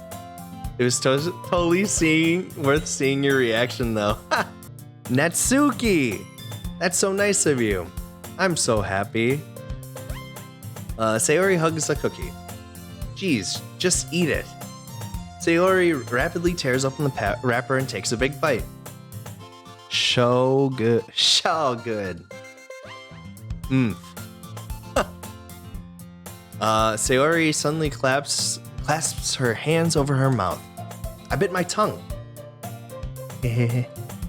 You're going through a lot over just one cookie. Natsuki takes a bite of her own cookie. Ah, yours looks really good too, Natsuki. Can I try it? We're just eating cookies and having tea here. Where's the poetry? Beggars can't be choosers, but yours is chocolate. Yeah, why do you think I gave you that one? Ooh, she's saving the best for herself. Still, I'm really happy you shared this one with me. Sayori gets out of her seat and goes behind Natsuki, then wraps her arms around her. Ah, jeez. I get it. Cookie still in hand, Natsuki reaches up to nudge Sayori off of her. Sayori suddenly leans down and takes a bite out of Natsuki's cookie. Hey! Did you seriously just do that? She's laughing about it. Mouthful, Sayori trots away to safety. Yuri and I laugh as well. Monica, can you tell Sayori? Natsuki glances around. Monica is in the club room. Ugh. Where's Monica anyway? Good question. Have you heard anything about her being late today? Not me. Yeah, I haven't either. That's a bit unusual. I hope she's okay. Of course she's okay. She probably just had something to do today. She's pretty popular after all. You don't think she has a... I wouldn't be surprised. She's probably more desirable than all of us combined. Oh, they're talking about she might have a date, I think. That's like what they're going on about. That's true. Excuse me? Suddenly the door swings open. Sorry, I'm super sorry. Ah, there you are. I didn't mean to be late. I hope you guys weren't worried or anything. Monica chose the club over her boyfriend after all. You're so strong-willed. Boyfriend? What on earth are you talking about? Monica quizzically glances at me. Never mind that. What held you up anyway? Ah, well, my last period today was study hall. To be honest, I kinda just lost track of time. That makes no sense though. You would have heard the bell ring at least. I must not have heard of it since I was practicing piano. Piano? I wasn't aware you played music as well, Monica. I don't really. I just kinda started recently. I always wanted to learn piano. That's so cool. You should play something for us, Monica. Monica looks at me. Maybe once I get a little bit better, I will. Yay, that sounds cool. I'd also look forward to it. Is that so? In that case, I won't let you down, Sig. Monica smiles sweetly. I didn't mean any pressure or anything like that. Don't worry. I've been practicing a whole lot recently. I'd really like the chance to share once I'm ready. In that case, best of luck. Thanks. So I didn't miss anything, did I? No, not really. I chose to leave out Sayori's mischievous escapade. I'm sure Natsuki will end up complaining to her anyway. Looks like everyone has already settled down. Sayori somehow already finished her entire cookie. Yuri is back to her book, and Natsuki disappeared into the closet. But why? Man, it looks like no one wants to be bothered today. I slumped down in the nearest desk. How am I supposed to occupy myself with something literature related by myself like this? I guess I could always read some of the book Yuri gave me, but I'm feeling a little too tired to read. I could probably fall asleep right now. I close my eyes and end up listening in on Sayori's conversation with Monica. We're probably gonna seem really lame to all the other clubs, though. Compared to all the other clubs, though. Well, we can't give up. The festival is our chance to show everyone what literature is all about. The problem is the idea of a literature club. It sounds too dense and intellectual. But it's not like that at all, you know? We just need a way of showing that to everyone. Something that speaks to their creative minds. That doesn't solve the problem, though. What do you mean?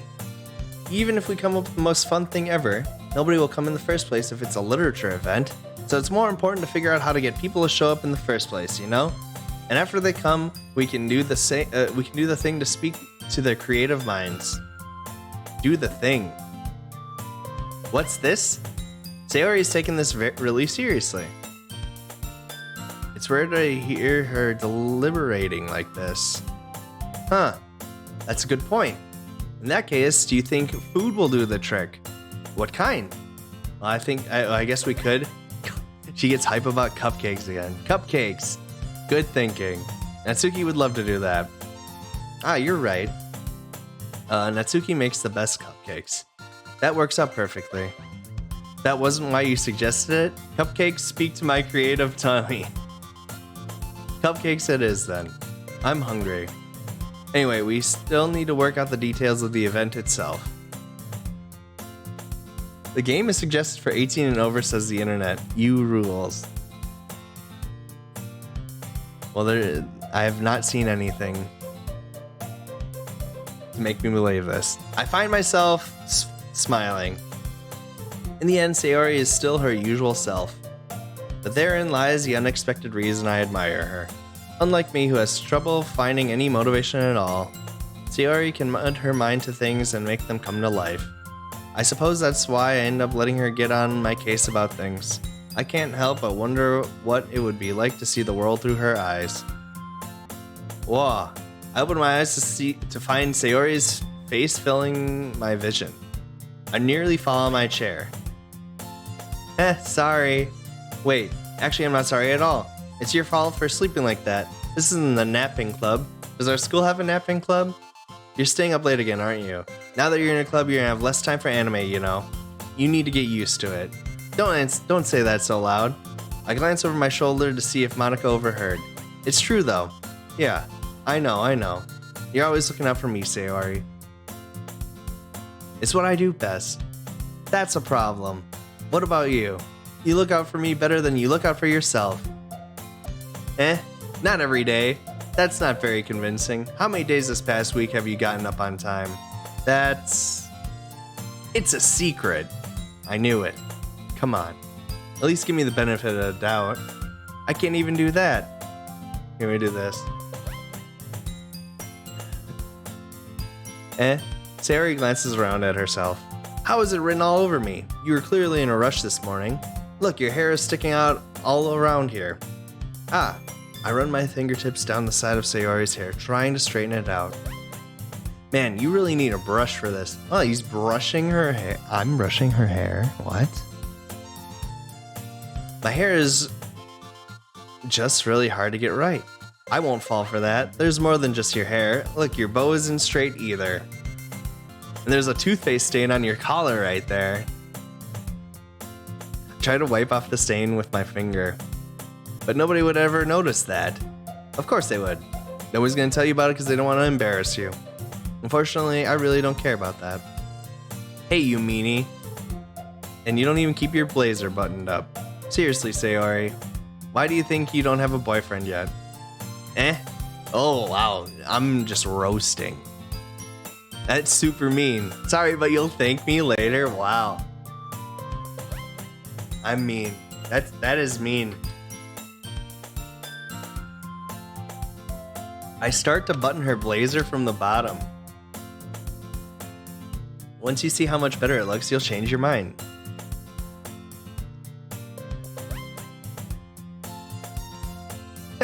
This is so funny. What is? Well, I was just thinking how weird it is to have a friend who does these kind of things. Bruh, this is getting sus. Don't say that. You make me feel weird about it, stupid. It's okay though. I'm happy we're like this. Notice Sayori senpai? I guess. Hey, be careful. The button might come off. Oh, God. Why is this one so hard to close? If someone started touching my hair and buttoning my blazer, I would be creeped out, not gonna lie. But they've known each other for a really long time. Gassio says cringe. Does this thing even fit you properly? It did when I bought it. Oh, God. If you ever button it, you would have noticed sooner that it doesn't fit you anymore. What are you smiling about? It means my boobs got bigger again. Oh, God. Anyway, you look much better now, so... Why does it feel strange to see Sayori's blazer buttoned up like that? But it's so stuffy. It's not worth it at all. Sayori hastily unbuttons her blazer once more. Whew. That's so much better. Sayori puts her arms out and twirls around. So if I keep it unbuttoned, then I won't get a boyfriend, right? What kind of logic is that? And why are you saying that it's a good thing? Because if I had a boyfriend, then he wouldn't even let you do things like this. Oh, the truth comes out. I see. And you take care of me better than anyone else would anyway. Who needs to know someone when everyone is just a figment of my imagination? That's why I'm keeping it unbuttoned. Stop saying all these embarrassing things. I didn't see anything embarrassing. Jeez. Well, anyway, just focus on trying to wake up a little earlier. Only if you focus on going to bed earlier. Fine. It's a deal. I guess we really are better at taking care of each other than we are at taking care of ourselves. Yeah, I guess so, huh? Maybe you should come wake me up in the morning. You're doing it again, Sayori. Oh, but I was joking that time. Man, it's impossible to tell with you sometimes. Oh, Monica's back. Okay, everyone. Monica suddenly calls out, why don't we share the poem? Now we're gonna share the poems? I was thinking we were just gonna skip them. Yay, Sig, I can't wait to read yours. Same. I fail to sound enthusiastic, but Sayori still trots away to retrieve her poem. Alright, let's try out. We're gonna start with Yuri this time. Let's see what you've written for today. This is pretty good, Sig. Were you influenced by seeing everyone's writing styles yesterday? I guess you could say that. I was also a bit surprised about how differently everyone writes. So I respect you for trying new things. You don't need to be afraid to be a little more daring. Metaphors can go a long way. Don't feel like you need to work your brain like turning a bunch of gears. Try letting your mind wander through your feelings and write down the things you see and hear. That's one way to truly enable your reader to see into your mind. It's a very intimate exercise. I see. That's a certainly interesting technique. I have an example of that if you'd like to read it. Of course. Is this the poem you wrote for today? Yuri nods and timidly hands me her poem. The Raccoon. It happened in the dead of night while I was slicing bread for a guilty snack. My attention was caught by the scuttering of a raccoon outside my window. That was, I believe, the first time I noticed my strange tendencies as an unordinary human. I gave the raccoon a piece of bread, my conscience well aware of the consequences, well aware that a raccoon is fed will always come back for more. The enticing beauty of my cutting knife was the symptom. The bread, my hungry curiosity, the raccoon, an urge. The moon increments its phase and reflects that much more light off my cutting knife.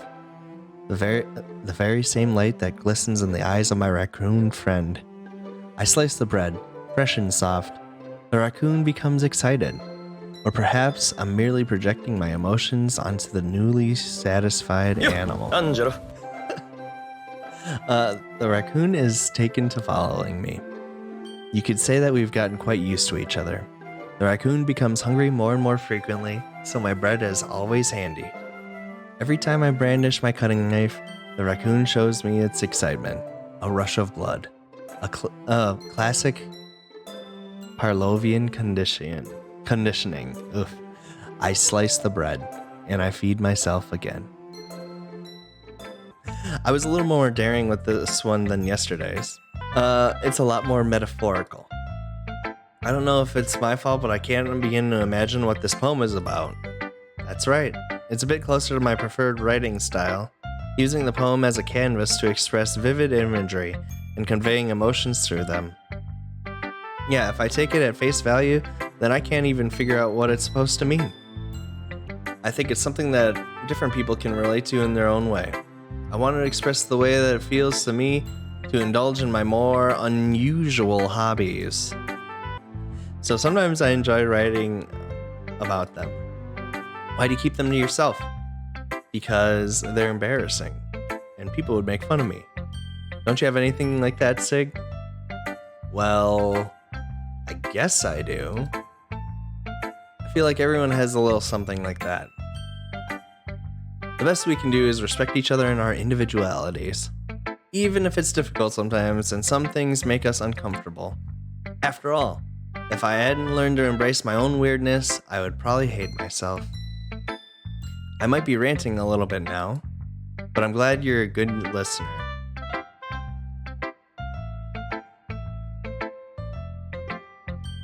I don't know how to feel about that poem. I mean, it was fine, but I'm curious on what she was referring to. Let's talk to Sayori. Oh my goodness, this is so good, Sig. I just want to read my own poetry. That'd be nice. I love it, especially after yesterday's poem. You're too honest sometimes, Sayori. No, but really, I want to put this on my wall. Can I? You must be seriously overreacting. I'm not a good writer at all. Who said it was for psycho horror? It could just be that the dating sim covers deep Good. Yeah, you're right. People, how do I clip stuff? I honestly have no idea what I'm doing. Well, maybe that's why. Because I have no idea what I like either. Jeez. I'm sure Yuri's opinion has to be a little bit more constructive than this. Maybe even Natsuki's. Are you sure you don't like it just because I wrote it? I think I understand you better than a lot of other people, you know? So when I read your poem, it's not just a poem, it's a Sig poem. And that's what makes it feel extra special. Like I can feel your feelings in it. Sayori hugs the sheet against her chest. You're so weird, Sayori. Well, I'm not very good at figuring out if poems are good or bad. But that's why I just go by my heart. If it makes me feel things, then it must be a good poem. I'm not sure that's exactly how it works. Then again, I guess conveying feelings is a pretty important part of this whole thing. Maybe. Honestly, I don't even know what kind of writing you like in the first place. Me neither. Why don't you at least try giving it some thought? Oh, you want to write something for me? I never volunteered for this. That's so sweet. Yeah, right. But you're always thinking about other people. If you don't, you might end up getting hurt at some point. Eh? Well, I don't really know what you mean, but I'll try and keep it in mind. Well, whatever. Anyways, let's see. I guess I like happy poems. Wait, sometimes I like sad poems too. Sometimes a little bit of both. There's a word for that though, right? What's the word I'm looking for? Bittersweet. Ah, you guys are 100% right. She's about bittersweet. Bittersweet poetry. Like things that are happy and things that are sad. Happy and sad. I can't see you liking something sad, Sayori. Well, I like happy the most. But sometimes when you have a little rain cloud in your head, a sad poem can give the rain cloud a little hug and make a nice happy rainbow. Sayori, that's unexpectedly poetic. It is? Maybe I'm getting better at expressing my feelings after all. Thanks, Sig. I should go write that down then. You can read my poem now, okay? Alright, here we go. Bottles. I pop off my scalp like the lid of a cookie jar. It's the secret place where I keep all my dreams. Little balls of sunshine all rubbing together like a bundle of kittens. I reach inside with my thumb and forefinger and pluck one out. It's warm and tingly. But there's no time to waste. I put it in a bottle to keep it safe. And I put the bottle on the shelf with all the other bottles. Happy thoughts, happy thoughts, happy thoughts and bottles, all in a row. My collection makes me lots of friends. Each bottle a starlight to make amends. Sometimes my friend feels a certain way. Down comes a bottle to save the day. Night after night, more dreams. Friend after friend, more bottles. Deeper and deeper my fingers go, like exploring a dark cave, discovering the secrets hiding in the nooks and crannies, digging and digging, scraping and scraping. I blow dust off my bottle caps. It doesn't feel like time elapsed. My empty shelf could use some more. My friends look through my locked front door. Finally, all done. I open up and in come my friends. In they come in such a hurry. Do they want my bottles that much? I frantically pull them from the shelf, one after the other, holding them out to each and every friend, each and every bottle. But every time I let one go, it shatters against the tile between my feet. Happy thoughts, happy thoughts, happy thoughts and shards all over the floor. They were supposed to be for my friends who aren't smiling. They're all shouting, bleeding, something, but all I hear is echo, echo, echo, echo, echo inside my head. Holy crap! Sayori, did you really write this? Of course I did. Didn't I tell you yesterday I was gonna write the best poem ever? Yeah, but I didn't expect something like this coming from you. Monica taught me a whole lot. And I've been really in touch with my feelings recently. I see that. It's almost kind of creepy. Creepy? Well, not exactly. Maybe because I'm so used to being cheerful. Well, never mind. I'm thinking too hard about it. The point is, it came out good, so you should be proud of it. Thanks. I feel like I was meant to express myself this way. It even helps me understand my own feelings a little better. Writing is like magic. You've gotten pretty passionate about this, huh? I hope you keep it up. Yeah, writing's the best. I'm gonna keep writing until I die. Don't get ahead of yourself. Sayori's always had a habit of getting obsessed with something, or dropping it no more than a week later. I wonder if this is one of those times, but seeing the passion in her eyes makes it hard for me to be pessimistic. Monica. What is happening? I don't know what's happening yet. Hi, Insig. How's the writing going? Alright, I guess. Monica, let me know what the heck is happening. I'll take that, as long as it's not going bad. I'm happy you're applying yourself. Maybe soon you'll come up with a masterpiece. I wouldn't count on that. You never know. Want to share what you wrote for today? Here you go. I give my poem to Monica. Alright. I like this one. It makes me think of something Sayori would like. Is that so? You and Sayori are really good friends, right? I wouldn't be surprised if you had those sorts of things in common.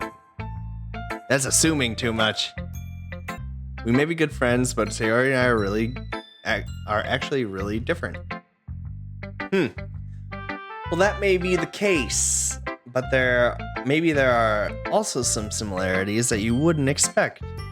The way she talks about you. It sounds like the two of you really care about each other's well-being. Even if you show it in different ways, it ends up being more similar than you think. So I think that's the kind of vibe I get when reading your poem. You sure you're not reading into it too much? I could be. Oh gosh, I sound like Yuri. But in any case, Sayori's writing has kind of a gentle feel to it. I can tell she likes exploring with emotions like happiness and sadness. Who knew that someone so happy would enjoy sad things too? Yeah, it's totally unexpected. Well, to each their own. And you shouldn't be afraid to experiment a little bit either. But anyway, you want to read my poem now? I like the way this one turned out, so I hope you do too. All right, let's take a look. Oh, I like the music here. There's some fancy piano in the beginning right there. Save me. The colors, they won't stop. Bright, beautiful colors, flashing, expanding, piercing, red, green, blue, an endless cacophony of meaningless noise. The noise, it won't stop. Violent, grating waveforms, squeaking, screeching, piercing, sine, cosine, tangent, like playing a chalkboard on a turntable, like playing a vinyl on a pizza crust. An endless poem of meaningless. Whoa, whoa, whoa, whoa. Load me? What the heck? What does load me mean? Who adds load me at the end of the page? Load me. I'm gonna write this down. The first part is save me. I didn't see save me. Ah! Hang on. Save me. Load me. Maybe I need to know this stuff. Is right. It's even more abstract than your last one, huh? Ha! I guess that's just the way I write. Sorry if you don't like it. I never said that. It's just kind of thing I never really seen before, I guess. I kind of like playing with my space on the paper. Choosing where and how to space your words can totally change the mood of the poem. It's almost like magic. The way I wrote the lines really short makes it feel like they're trying to speak over the noise. I see. It's still hard for me to tell what it's about, though. Sometimes asking what a poem isn't... what a poem is... Sometimes asking what a poem is about isn't the right question. A poem can be as abstract as a physical expression of a feeling. Or a conversation with the reader. So putting it that way, not every poem is about something. Anyway, here's Monica's writing tip of the day. Sometimes you'll find yourself facing a difficult decision. When that happens, don't forget to save your game. Save me aha! Okay. You never know when you might change your mind. Or when something unexpected may happen. Wait, is this tip even about writing? What am I even talking about? Aha! That's my advice for today. She's breaking the fourth wall. Do I save? Alright, we're saving. That's a save game. I see you guys. We saved. Because if I have to go through this, and there's something that just destroys my progress here, I'm gonna be very upset. Because this is 3 hours of chitter chatter. Thanks for listening. I've written 2 poems in 3 hours. That's just Monica. Go home, Monica, you're drunk. Who should I show my poem to next? Natsuki. It's like part of a tutorial to remind you to save. Well, it's not really any worse than your last one, but I can't really say it's any better either. Phew. Phew what? Well, anything that isn't a train wreck, I'll take as a win. I get the feeling you're probably the most critical. Hey, what makes you... Wait, maybe that was a compliment. Glad to see someone who recognizes my experience. Well, keep practicing and maybe you'll be as good as me someday. Something tells me Natsuki completely missed the point. I'm gonna think of it, this kind of reminds me of Sayori's poem from yesterday. You think so? Well, I guess if you've been friends with her for so long, you might be on the same wavelength. But you never really struck me as her type. Sayori has a type all of a sudden? Well, I don't know, but honestly, how can someone so fluffy spend so much time with someone like you? Ooh, shade. So much shade going on here. It's like she's dragging around a dead weight. Wow. That was a little unnecessary. But think of it this way. If it weren't for me, she would probably just fly away like letting go of a balloon. You could say that we take care of each other in our own way. Whatever it is, I don't get it. Oh yeah, I guess I'm supposed to show you my poem. If you think about it, the game is already in first person, just need a gun. Alright, here we go. Actually, I'm gonna drink something.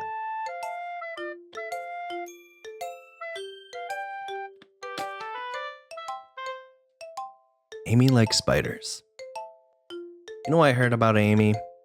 Amy likes spiders. Icky, wriggly, hairy, ugly spiders. That's why I'm not friends with her. Amy has a cute singing voice. I heard her singing my favorite love song. Every time she sang the chorus, my heart would pound to the rhythm of the words. But she likes spiders. That's why I'm not friends with her. One time, I hurt my leg really bad. Amy helped me up and took me to the nurse. I tried not to let her touch me. She likes spiders, so her hands are probably gross. That's why I'm not friends with her. Amy has a lot of friends. I always see her talking to people. She probably talks about spiders. What if her friends start to like spiders too? That's why I'm not friends with her. It doesn't matter if she has other hobbies. It doesn't matter if she keeps it private. It doesn't matter if it doesn't hurt anyone. It's gross. She's gross. The world is better off without spider lovers. And I'm gonna tell everyone, wow, this girl is mean. Natsuki is mean. This poem is legit brilliant. Come on, spiders are awesome. It's quite a bit longer than yesterday's. Yesterday's was way too short. I was just warming up. I hope you didn't think that was the best I could do. No, of course not. Anyways, the message is pretty straightforward in this poem. I doubt I have to explain it. Sometimes you can explain complicated issues with much simpler analogies. And it helps people realize how stupid they're being. Like anyone would agree that the subject of this poem is an ignorant jerk. Do you know people like that? Of course. It's about how everyone thinks That doesn't matter. It can be about anything. I wrote it to be easy to relate to. Everyone has some kind of weird hobby or guilty pleasure. Something that you're afraid of if people find out they'd make fun of you or think less of you. But that just makes people stupid. Who cares what someone likes as long as they're not hurting anyone and makes them happy? I think people really need to learn to respect others for liking weird things. Yeah, absolutely. There you go, that sounds better. That's funny. Yuri wrote about something similar today. Huh?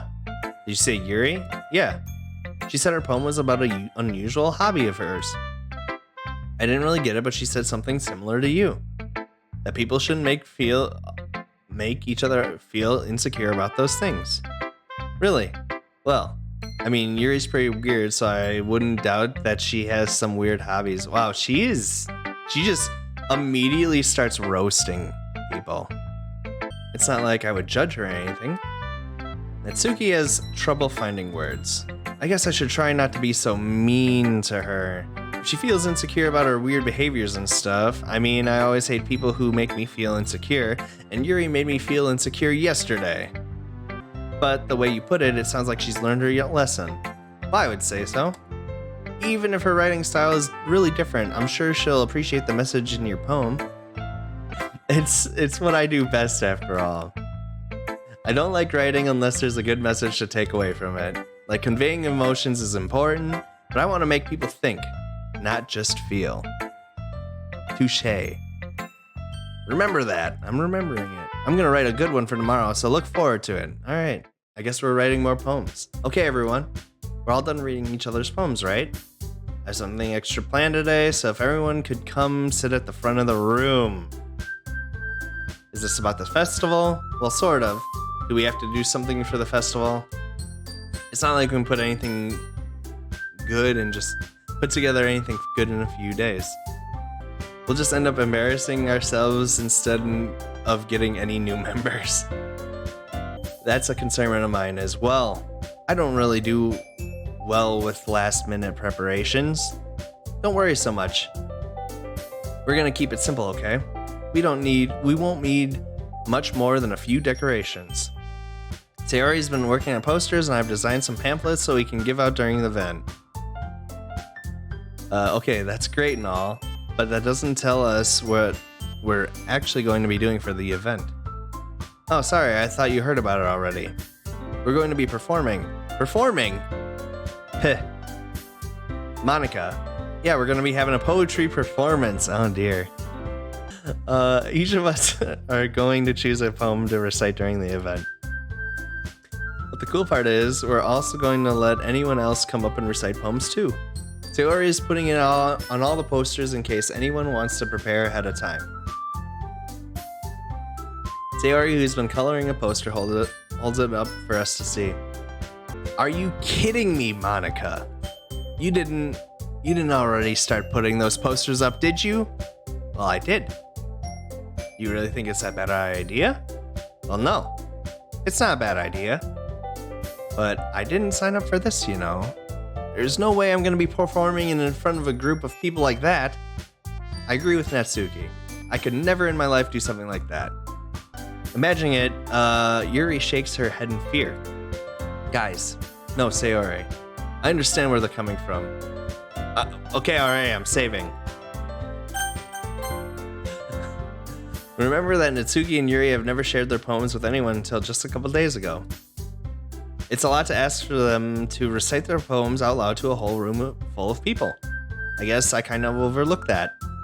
So I'm sorry. But I still think we should give it our best. We're the only ones responsible for the fate of this club. If we start the event and each put on a good performance, it'll inspire others to do the same. And the more people who perform, the better we'll be able to show everyone what literature is all about. It's about expressing your feelings, being intimate with yourself, finding new horizons, and having fun. That's right, and so's reasons that we're all in this club today. Don't you want to share that with others? To inspire them to find the same feelings that brought you here in the first place? I know you do. I know we all do. If it all it takes is standing in front of the room for 2 minutes and reciting a poem, then I know you can do it. They're not convinced. Natsuki and Yuri remain silent. Sayori looks worried. I guess that leaves no choice. I agree. I don't think it's too much to ask. I think that Sayori and Monica have been trying really hard to get new members. The least we can do is help them out a little bit. Well, maybe, but it looks like Natsuki doesn't have any arguments left. Okay, fine. I guess I'll have to just get it over with. Alright. Phew. Thanks, Natsuki. What about you, Yuri? Yuri dejectedly glances around at everyone else's expectant faces. Sigh. I guess I don't really have a choice. That's everyone. You're the best, Yuri. This club is seriously going to be the death of me. You'll be fine, Yuri. But anyway, let's move on to the main event. I want each of you to choose a poem of yours. We're going to practice reciting them in front of each other. No way. Monica, this is too sudden. Well, if you can't recite your poem in front of the club, how do you expect to do it in front of strangers? Oh no. Don't worry. I'll start off to help everyone feel a little more comfortable. Can I go next? Of course. Now let's see. Monica flips through her notebook to the specific poem she has in mind for herself, and she stands behind the podium. The title of the poem is The Way They Fly. Monica begins reciting her poem. Her clear, confident voice fills the room. More than that, her inflection is pristine. She knows exactly how to imply emotion behind each line as she recites, bringing the words to life. Is this something that she's done before, or is she simply unnatural? I glance around me. Everyone has their eyes on Monica. Sayori looks amazed. Yuri has an intense expression on her face that I don't understand. Finally, Monica finishes the recitation. Recitation. Did I say that right? The four of us applaud. Monica takes a breath and smiles. That was so good, Monica. Thank you very much. I was just hoping to set a good example. Are you ready to go next, Sayori? I'll go next. Oh, Yuri wants to go. Wah. Bah. Here, the German bah. Yuri's fired up all of a sudden. Yuri clutches a sheet of paper between her hands and stands up. Keeping her head down, she walks quickly over to the podium. This poem is called... Yuri anxiously glances at each of us. You can do it, Yuri. It's called After Image of a Crimson Eye. Yuri's voice shakes as she starts reading the poem. Just a moment ago, she practically refused to do this. Why is she suddenly putting in so much effort? As Yuri gets past the first couple of lines, her voice changes. It's almost like what happens when Yuri gets absorbed into her books. Her quivering words transform into the sharp syllables of a fierce and confident woman. The poem is full of twists and turns in a structure that she enunciates with perfect timing. This must be a rare glimpse into the whirling fire Yuri keeps concealed inside her head. Suddenly, she's finished. Everyone is stunned. Yuri snaps back into reality and glances around her as if she bewildered even herself. It's up to me to save this situation. I'm the first to start applauding. Everyone joins me afterward and we give Yuri the recognition she deserves. It's not that we didn't want to applaud for her. We were caught so off guard that we must have forgotten. As we applaud, Yuri holds the poem to her chest and rushes back into her seat. Yuri, that was really good. Thank you for sharing. Looks like Yuri is down for the count. Okay, I guess I'm next then. Sayori hops out of her chair and cheerfully walks to the podium. This one's called My Meadow. Aha! Sorry, I giggled. Sayori, it's a lot harder than I thought. How did you guys do it so easily? Try not to think of it like you're reciting to other people. Imagine you're reciting it to yourself, like in front of a mirror, or in your own head. It's your poem, so it'll come out the best that way. I see. Okay then. Sayori begins her poem. Somehow it feels like her soft voice was made as a perfect match. The poem isn't aimlessly cheery like Sayori is. It's serene and bittersweet. If I were to read this poem on paper, I probably wouldn't think much of it. But hearing it come from Sayori's voice almost gives it a whole new meaning. Maybe this is what Sayori meant when she said she likes my poems. It's like I get to reach more deeply into someone I thought I knew through and through. Sayori finishes and we applaud. I did it. Good job, Sayori. Even Sig, I guess I liked it. I'm with it. I guess it's a good sign. What does that even mean? It came out nicely, Sayori. The atmosphere of the poem fits you really nicely, but it might be that the other poems wouldn't work quite as well with that kind of delivery. I don't really understand. In other words, I've seen poems of yours where that sort of gentle delivery wouldn't work as well. They might need a little more force behind them depending on what you're reading. Ooh, she's being critical. Oh, I know what you mean. Well, I've been practicing that kind of thing. It's just embarrassing to do in front of everyone. The next time, I'm going to make you pick a poem that challenges you a little more. We don't have much time before the festival, you know? Yeah, she's being very critical, dude. Okay. Who's next? Natsuki? Don't make me go before Sig. Can I finally actually know what I did? Might as well let Sig lower everyone's standards a little. Wow. The hate. Natsuki. It's fine. I might as well get it over with. But it's not like I have much of a selection of what to read. I just have to go with what I wrote for today. I stand up and sit in front of the podium. Everyone has their eyes on me, making me feel terribly awkward. I recite my poem. Since I'm not exactly confident in my own writing, it's hard to put energy into it. Despite that, once I finish, I receive applause anyway. Sorry, I'm not really as good as everyone else. Don't worry about it so much. I think it's less about your abilities and more about your lack of confidence in your writing. That's something that'll improve over time, though. Yeah, maybe. Alright then. That just leaves you, Natsuki. I'm going. Natsuki begrudgingly gets out of her seat and makes her way to the podium. The poem is called... Why are you looking at me? Because you're presenting. Anyways, the poem's called Jump. Natsuki takes a breath. When she starts reciting the poem, her sour attitude disappears a little. While she's still a little unenthused, her poem has a rhythm and rhyme to it. It's Natsuki's trademark style, and it works surprisingly well when spoken aloud.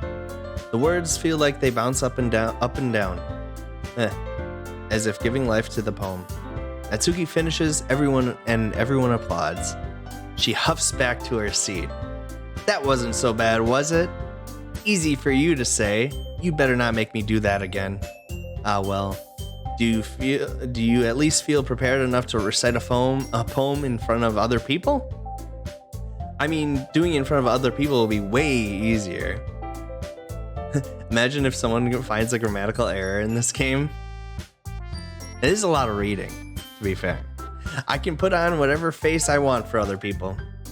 But when it's just my friends, it's just embarrassing. That's a surprise, Natsuki.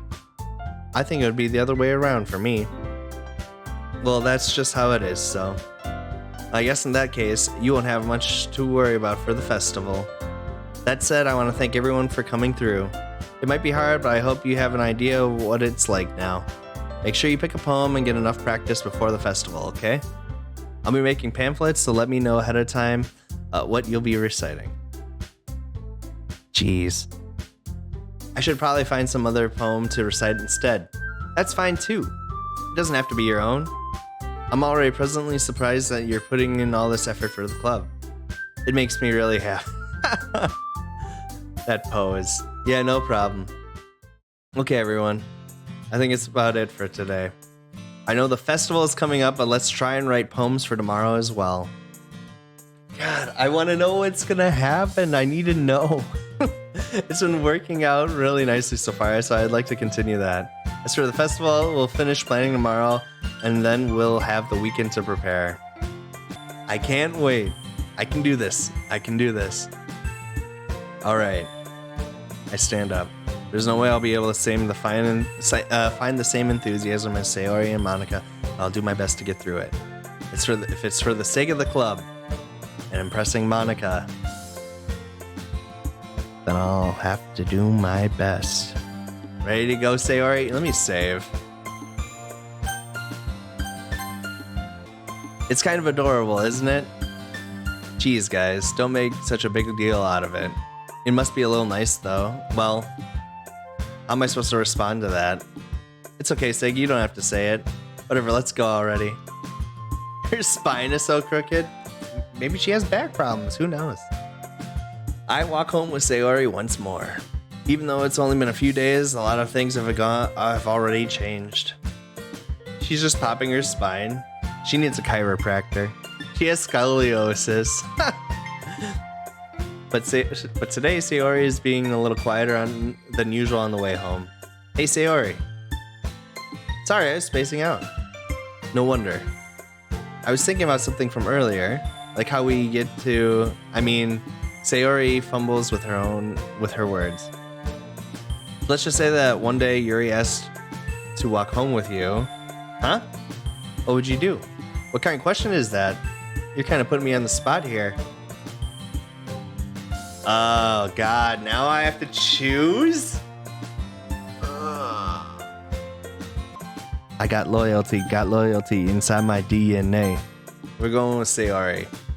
Sayori, you really think I would ditch you for Yuri? But she's so beautiful and smart. I already see her in the club every day.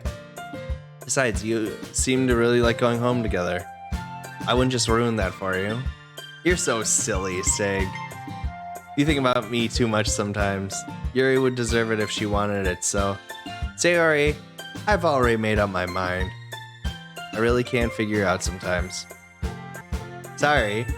Besides, what's the point in speculating something that's never going to happen? The conversation trails off. It's kind of a weird thing for Sayori to care so much about, but I want to respect her and keep her happy too. Then again, the festival is only a few days away. Who knows what will happen in that time? Romi's staring at me through the window of the house. I have to do another poem? What? Can't I just read the two that I've written? That's all I want to do. Alright.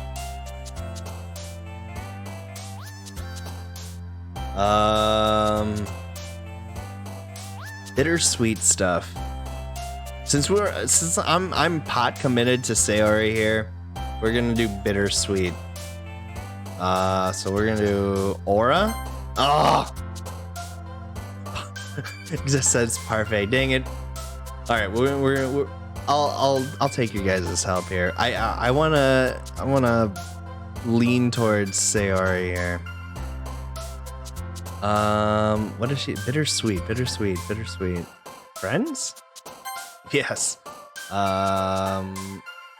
Peaceful sensation? Oh, dang it. Fear, kiss, frightening, sadness, dang. Messing up here. Precious, afterimage, imagination, unending? Fear? Everybody says fear. Hey, nice. Infallible, proof, loud, charm, love. Yes. Joy. Yes.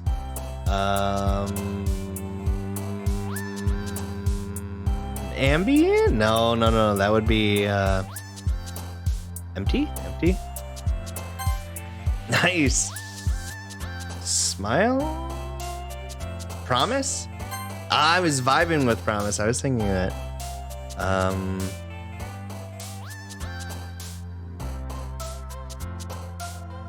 Hope? Yes.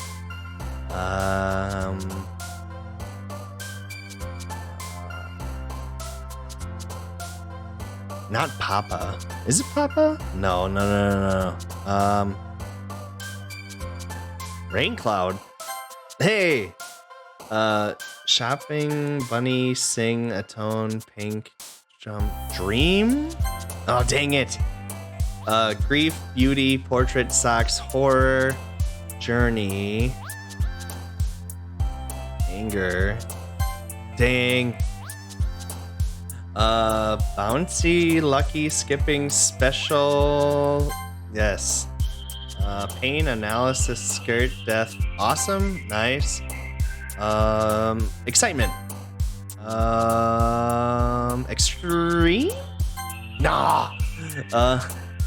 Insight? No. Romance? Maybe? Yes. Passion? Happiness? Alright. Only horror about this is having to break up fights between anime girls. Yeah, it looks like it. Desire? Dang, dude. Kawaii. Oh, I always have to pick Kawaii. Always. Oh, man. I'm the last one here again. Don't worry, I just walked in too. Were you practicing piano again? Yeah. You must have a lot of determination. Oh, I wonder how I did. I wonder if that makes a difference in how the game turns out. Starting this club and now picking up piano. Well, maybe not determination, but I guess passion. Remember that the club wouldn't be here if it wasn't for all of you. I'm super happy that you're all willing to help out for the festival, too. I can't wait for the festival. It's gonna be great. Weren't you complaining about it just yesterday, Natsuki? Well, yeah. I'm not talking about our part of the festival, but it's a whole day of school where we get to play and eat all kinds of delicious food. You sound a bit like Sayori all of a sudden. Monica, do they usually have fried squid? Squid? It's a pretty specific thing to look forward to. Come on. Are you saying you don't like squid? You of all people? I didn't say I don't like it. Besides, what do you mean by you of all people? Because it's right in your name. Monica. Eh? That's not how you say my name at all. Also, that joke makes no sense in translation. Is it a Japanese language joke? Ika means squid. I had no idea. Monica harmonica. Squidnica. Never mind. Let's just focus on your own event for now, okay? Fine. Your reactions aren't as fun as Yuri's or Sayori's anyway. Where is Sayori anyway? Oh, there you are. Sayori is sitting in a desk in the corner of the room looking down at nothing. I walk over to her. Hey, Sayori. I wave my hand in front of her face. Huh? You're spacing out again. Oh. Sorry. Don't mind me. You can go talk to everyone else. Is everything alright?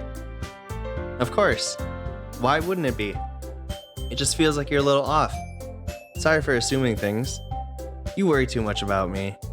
I'm fine, see? Sayori shows me a big smile. Don't let me distract you from having fun with everyone. Alright, if you say so. I worriedly glance at Sayori before turning back toward everyone else, but the conversation is already dispersed, with everyone back at their usual activities. Maybe I should ask Monika if she's noticed anything about Sayori recently. Since they've been preparing for the festival, they must be spending a lot of time together. I timidly approach Monika, who is shuffling through some papers at her desk. Sig, what's up? This might sound like a little strange, but have you noticed anything up with Sayori recently? Anything up with her? In what way do you mean? Maybe I'm reading into it a little too much, but she seems a bit downcast today. Oh, you think so? I can't say I've noticed anything about her. Monika appears across the room at Sayori, who is idly dragging a rubber eraser up and down her desk. Maybe there's something on her mind, but I'm surprised I'm not the one asking you, Sig. You certainly know her a lot better than I do. Yeah, but she's never really like this. She's always talked to me about things that have bothered her. But this time, when I asked her, she was really dismissive. Sorry, I know it's not your problem. I just wanted to ask if you knew anything, so I'll drop in now. No, it's important to me too. I mean, I'm also friends with her. And I also care about the well-being of my club members, you know? Maybe I'll try talking to her myself. Are you sure about that? She seemed like she wanted to be left alone. Are you sure? Maybe she just has a hard time bringing up with a person of interest. Oh, the plot thickens.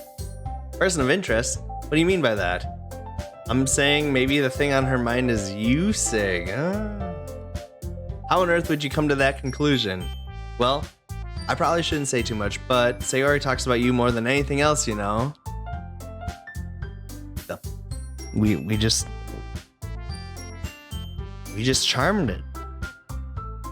We won. The game's over, guys. We're gonna end up with Sayori and things are just gonna work out. Live happily ever after. It's just how it's gonna be. You can feel it. That's the vibe. She's been so much happier ever since you joined the club. It's like an extra light was turned on inside of her. No way. Sayori is always like that. She's always been full of sunshine. It's not any different now than it always has been. You're so funny, Sig. Have you thought that maybe you've always seen her as so cheerful because that's just how she is when she's around you? I said too much. Yeah, should be GG's indeed, bro. I'm sorry, what do I know anyway? I didn't mean to jump to conclusions, so you should just forget about what I said. I'll try and talk to her, so try not to think about it for now. Alright. Monika smiles meaningfully. I know she said to just forget about it, but I already know that I won't be able to get her words out of my head. Monika stands up for her desk and walks across the room to where Sayori is sitting. I watch her kneel down next to Sayori and gently talk to her, but she's keeping her voice so quiet that I can't hear her from here. I sigh and sit myself down. I know Sayori told me not to worry about her and have fun with everyone else, but that's just impossible. That's impossible to do when she's behaving like this. Exactly how much do I care about her that I'm letting this weigh me down, so I'm falling for her too. Hey Sayori, can you cheer me up? You're being a real Debbie Downer and harshing my vibe. Now it feels like I'm the one behaving out of the ordinary. But there's nothing I can do besides wait for Monika. Why does it feel like I'm being watched? I glance around the room. Suddenly I notice Yuri peering at me from over her book, but she looks away just as quickly with a flustered look on her face. I realize she won't get anywhere like this. I've never really seen Yuri approach anyone or start a conversation on her own accord. By now it's a little easier for me to do that. I stand up from my desk and sit in one next to her own. I should save. I didn't mean to bother you or anything.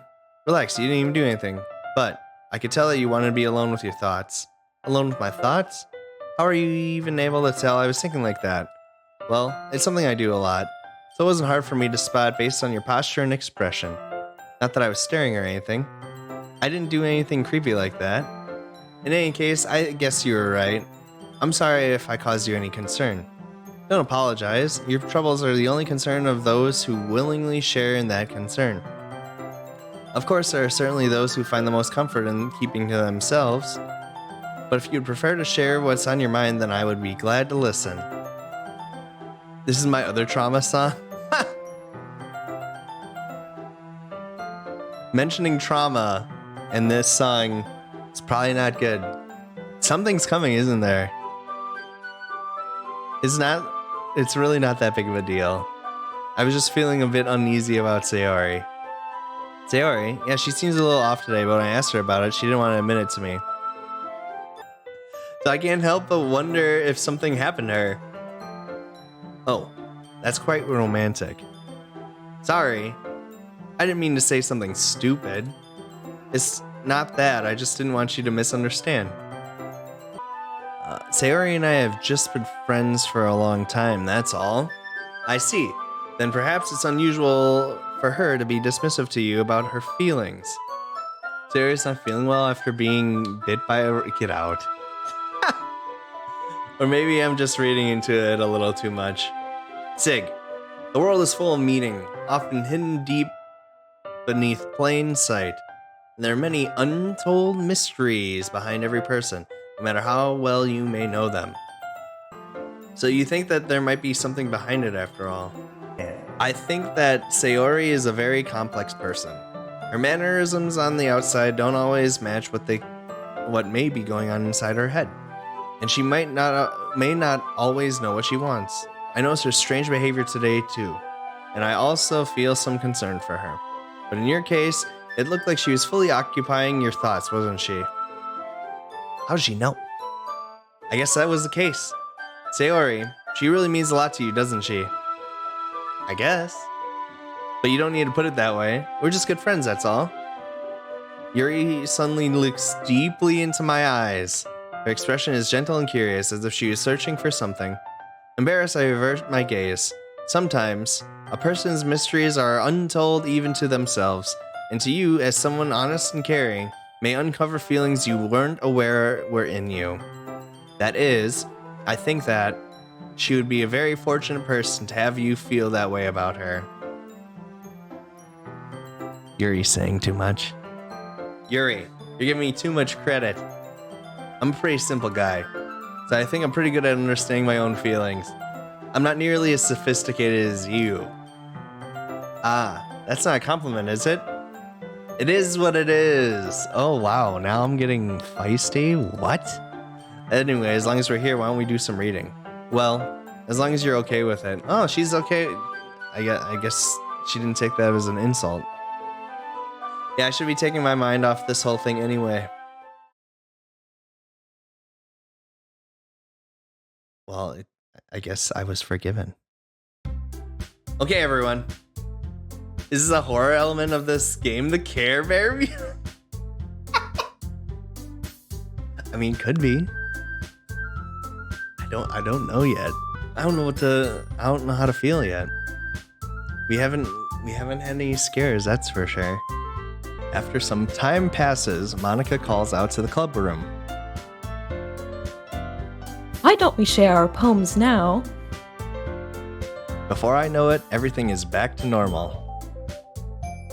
Everyone goes to retrieve their poems, and I do the same. I make eye contact with Monica, and she smiles at me. I wonder what she was talking about with Sayori.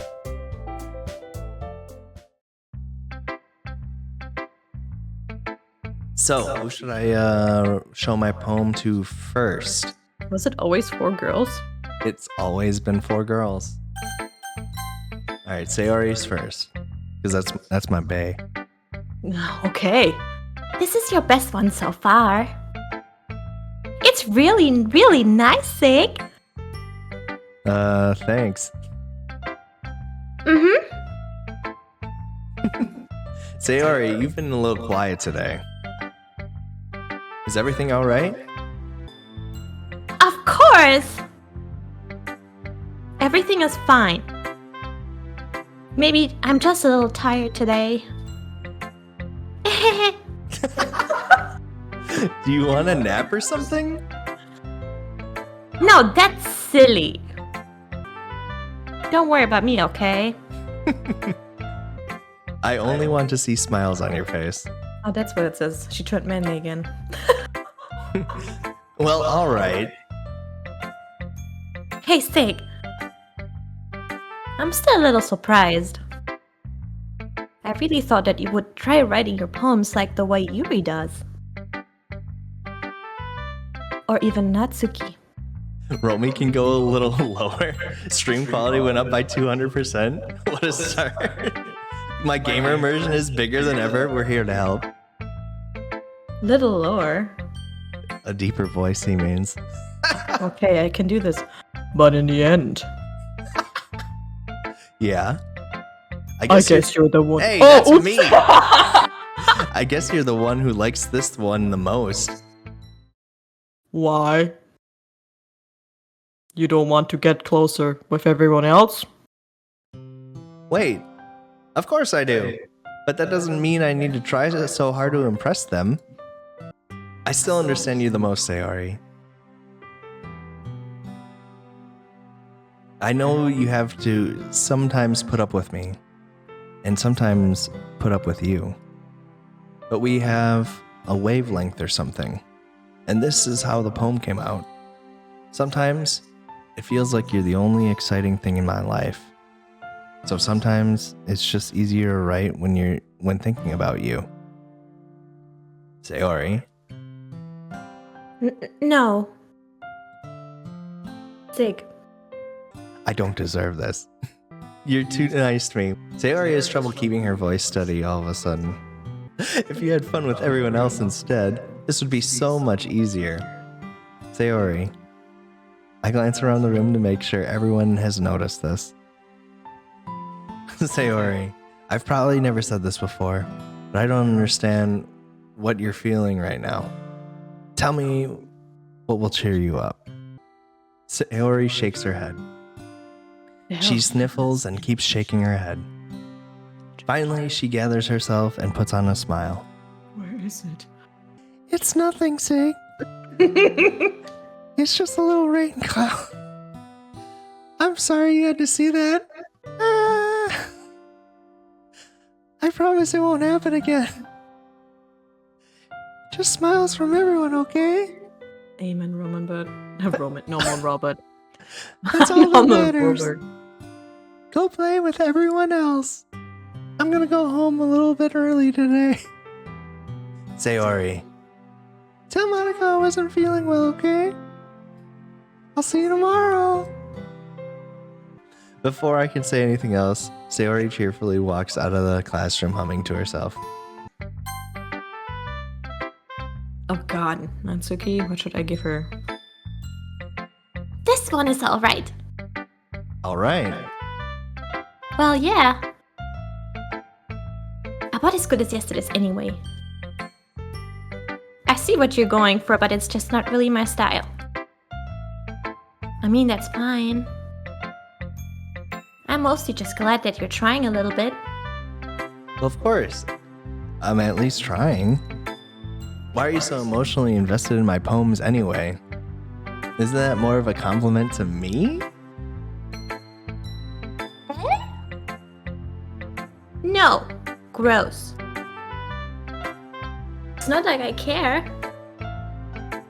It's just that one of us is in a club. Oh, one of us in this club has to make sure you're not slacking off. Really? Well, what if you ended up just scaring me away? That's, it's not like you would actually do that. Yeah, you're right. It's kind of fun to hang out here, even if I have to put up with you. What the fuck? Hatsuki's elbow connects with my stomach. Oh?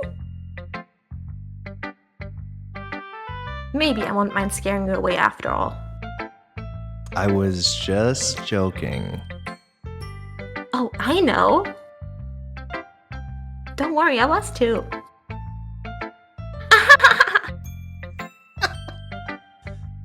How the hell could you call that a joke? That seriously hurt. Well, maybe it was funny to her. I guess that's kind of the point. I should really just watch my mouth around Natsuki. Anyway, Natsuki holds her poem out to me like nothing ever even happened. Alright, you should read this. Oh, no, Jesus Christ. It's Natsuki's poem. I'll be your beach.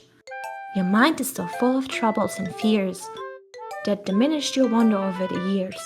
But today I have a special place, a beach for us to go, a shore reaching beyond your sight, a sea that sparkles with brilliant light. The walls in your mind will melt away before the sunny glow. I'll be the beach that washes your worries away. I'll be the beach that you daydream about each day. I'll be the beach that makes your heart leap in a way you thought had left you long ago. Let's bury your heavy thoughts in a pile of sand. Bathe in sunbeams and hold my hand. Wash your insecurities in salty sea and let me see your shine. Let's leave your memories in a footprint trail. Set you free in my windy sail. And remember the reasons you're wonderful when you press your lips to mine. All right. I'll be the beach. I'll be the beach that washes your worries away. I'll be the beach that you daydream about each day. I'll be the beach that makes your heart leap in a way that you thought you left long ago. But if you let me by your side, your own beach, your own escape, you will learn to love yourself again. Well, now- Yeah. Yeah. Not like I kept writing about negative things, so I wanted to write something with nice message. Besides, the beach is awesome. Kinda hard to write anything negative about the beach. So you decided to write about the beach first, then came up with a message later. Yeah, well, it's only because of what happened yesterday. I mean, after urine, I realized we kind of wrote about the same thing. She wanted to pick a topic and have us both write about it, or whatever. You can really see her doing that too. Making us write about a simple topic and trying to impress me by coming up with something all fancy. Well, it's not like I care. I just did it anyway. I mean, I guess mine ended up being kind of metaphorical too. But there's nothing wrong with doing that once in a while. At the very least, it was a good practice. Alright. I wonder what voice you're gonna give Yuri now. Well done, Sig. Definitely improved your writing over the course of days. Has my advice been helpful to you? Yeah, definitely. I'm glad. Sharing our writing like this, it's a lot more fun and rewarding than I anticipated. I need to remember to thank Monica. I think we all felt a little awkward at first. But now it seems like everyone is enjoying hearing their writing and seeing what others think. I guess I can't really disagree. I was afraid this whole thing would be a chore. But it's a great way for me to spend some personal time with all the girls in the club. But it's been fun getting to know everyone in their writing. And I guess doing some writing myself. Well, I don't know what to give her for a voice. How about this? Have you learned anything about yourself, Sig? Eh? Well, you know how I like to say that writing is a very personal way to get in touch with yourself. In the end, it doesn't matter if you're a good writer or a bad writer. And even my opinions are just opinions. As always, I believe what's most important is exploring and discovering yourself. That's comforting. I'm kind of disappointing you in some way or another. I fell asleep when Romy started doing voices. Well, she's doing voices now. Huh? Why me? Well, you're always sophisticated with your writing and have the most advice to share. Is that so? Yuri thinks for a good minute. That must be terrible. Huh? For me to have become someone whose opinion is fearsome. How unlikable of me. Yuri. It's not as bad as you're making it sound in your head. I just meant that I respect your opinion. I see. I'm sorry that I always overthink and come to those sorts of conclusions. I'm just a little too used to it. Overthinking? Being disliked. Yuri. What am I saying? I'm sorry, I didn't mean to bring that up. Let's move on. Alright. You want to share your poem now? Okay. Beach. A marvel millions of years in the making. Where the womb of Earth. The fuck is he writing? Where the womb of. What? Castically? It's the surface. Under a clear blue sky. An expanse of bliss? But beneath gray rolling clouds an endless enigma. The easiest world to get lost in is one where everything can be found. One can only build a sandcastle where the sand is wet. But where the sand is wet, the tide comes. Will it gently lick at your foundations until you give in? Or will a sudden wave send you crashing down in the blink of an eye? Either way, the outcome is the same. Yet we still build castles. I stand where the foam wraps around my ankles. My toes squish into the sand. The salty air is therapeutic. The breeze is gentle yet powerful. I sink my toes into the ultimate boundary line, tempted by the foamy tendril. What to turn back, and I abandon my piece to erode the shore? Drift forward, and I said, what? Said the earth forevermore? Return to earth. I can't read her crap. Drift forward and I return to Earth forevermore. I don't wear my glasses, Yuri. I'm aware that the beach is kind of an inane thing to write about. But I did my best to take a metaphorical approach to it. Yeah, Natsuki already told me about it. She did?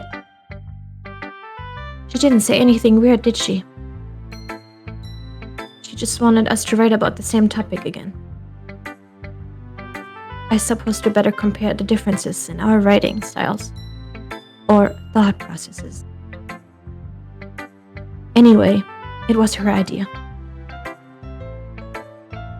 Knowing her, it's no surprise that she'd want to do something like that. She probably just wants to show off. It's not like I have a particular interest in her writing style. I just went with her request. Well, I suppose it's not so bad to write about something simple on occasion. It can be refreshing, you know.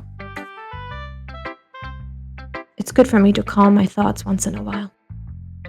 Yeah, I think I agree. Thanks for sharing.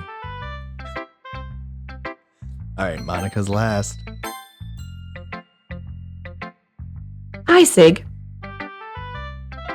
Have you thought about what you want to submit to perform at the festival? Well, being in this club is one thing, but performing in front of a bunch of people, I'll have to give it some more thought. No pressure. But whatever you do, I'm sure it will turn out great. It would also make me happy to see. Haha. Well, anyways, let's take a look at today's poem. Sure. I let Monica take the poem I'm holding in my hands. It's pretty good. It makes me think of Sayori, the other one that you wrote. You two are like the dynamic duo. That's kind of exaggerating it. Yeah, probably. But you spend a lot of time with her even in this club, don't you? Then again, I don't blame you for being a little shy. I'm not shy, it's just... I'm just teasing. I know it takes a bit of time to make friends with everyone. But Yuri and Natsuki are super interesting people, so don't be afraid to give them their share of time. And you can talk to me every now and then too. I'm not like approachable or anything, am I? No, it's nothing like that. I'm just still getting used to being here, that's all. Yeah. I'm sorry if I was putting pressure on you or something. I really didn't mean to. I didn't mean it like that. No, don't worry. I get what you're saying. Well, alright. Anyway, I'll share my poem with you now, alright? Alright. First of all, why would you react in that way? You asked her in the first place. Alright, here we go. The Lady Who Knows Everything. An old tale tells of a lady who wanders Earth. The Lady Who Knows Everything. A beautiful lady found every answer, all meaning, all purpose, and all that was ever sought. And here I am, a feather. Lost to drift the sky, victim of the currents of the wind. Day after day I search. I search with little hope, knowing legends don't exist. But when all else has failed me, when all others have turned away, the legend is all that remains, the last dim star glimmering in the twilight sky. Until one day, the wind ceases to blow. Fall. I fall and I fall, and I fall even more, gentle as a feather. A dry quill, expressionless. But a hand catches me between a thumb and forefinger, the hand of a beautiful lady. I look at her eyes, and I find no end to her gaze. The lady who knows everything. That's what I'm thinking. Before I can speak, she responds in a hollow voice. I found every answer, of all which amount to nothing. There is no meaning. There is no purpose. And we seek only the impossible. I'm not your legend. Your legend does not exist. And with a breath, she blows me back afloat in a gust of wind. I feel like learning and looking for answers are the sorts of things that give life meaning. Not to get too philosophical or anything, but it was kind of mine, so that's what I wrote about. I see. I never really put much thought into it. Anyway, it's almost paradoxical. Because if we had all the answers, wouldn't the word start to lose its meaning? You know, there's one thing I noticed. It seems like everyone in this club prefers writing about things that are more sad than happy. Are you surprised? I mean, if everything was okay, we wouldn't really have anything to write about, would we? Humans aren't two-dimensional creatures. I think you would know that better than anyone. You mean one-dimensional? Ah, yeah, that. Anyway, here's Monica's writing tip of the day. Are you ever too shy to share your writing because you're afraid it's not that good? It can be really disheartening to get a lukewarm response to something you put so much into.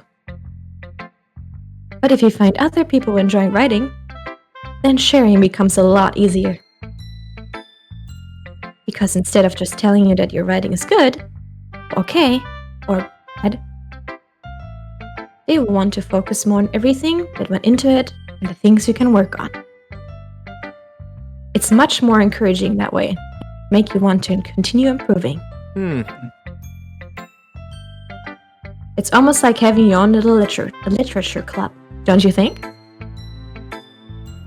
That's my advice for the day. Monica's always just trying to drop advice. She's weird. Thanks for listening. Okay, you three. Hang on, let me save. You're saving? Just in case? I'm saving. We are all done sharing poems, right? Why don't we start figuring out... Hold on a second. It is just me, or did you say something strange just now? Huh? Something that sounded a bit unusual. Wait, that's right. You deviated from your usual catchphrase when addressing the club. Catchphrase? I don't have a catchphrase. Jeez. Why is this mood so weird today? Look, even Yuri isn't immune to it. Stagnating air is common foreshadowing that something terrible is about to happen. Oh god. In your books, maybe. Look, the only thing different is that Sayori isn't here. It seems you're right. Sayori always helps lighten the mood a little bit, doesn't she? It's almost like everyone's balance is thrown off a little when she's not around. Where the heck did she run off to anyway? I thought she just went to pee. Natsuki, please show some decency. Oh, come on! She actually wasn't feeling too well and went home early. Is that so? I hope she's alright. Seriously? Of all the time to not go home with her, you pick the time she's not feeling well? So much for you two being a lovey-dovey. No.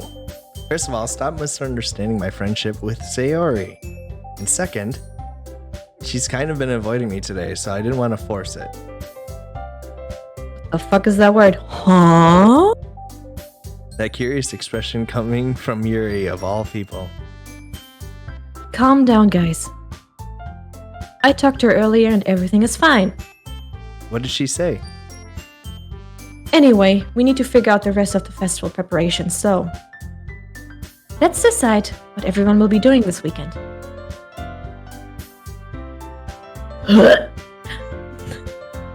That's not how Natsuki sounds. Sorry, you're just killing my voice.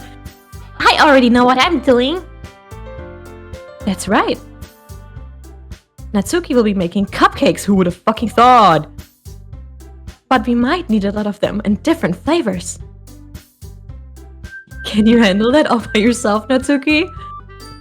Challenge accepted! And as for myself, I'm going to be printing and assembling all the poetry pamphlets. So we will help being what? Have a stroke. Sayori will be helping me designing them. And as for you, Yuri, you can...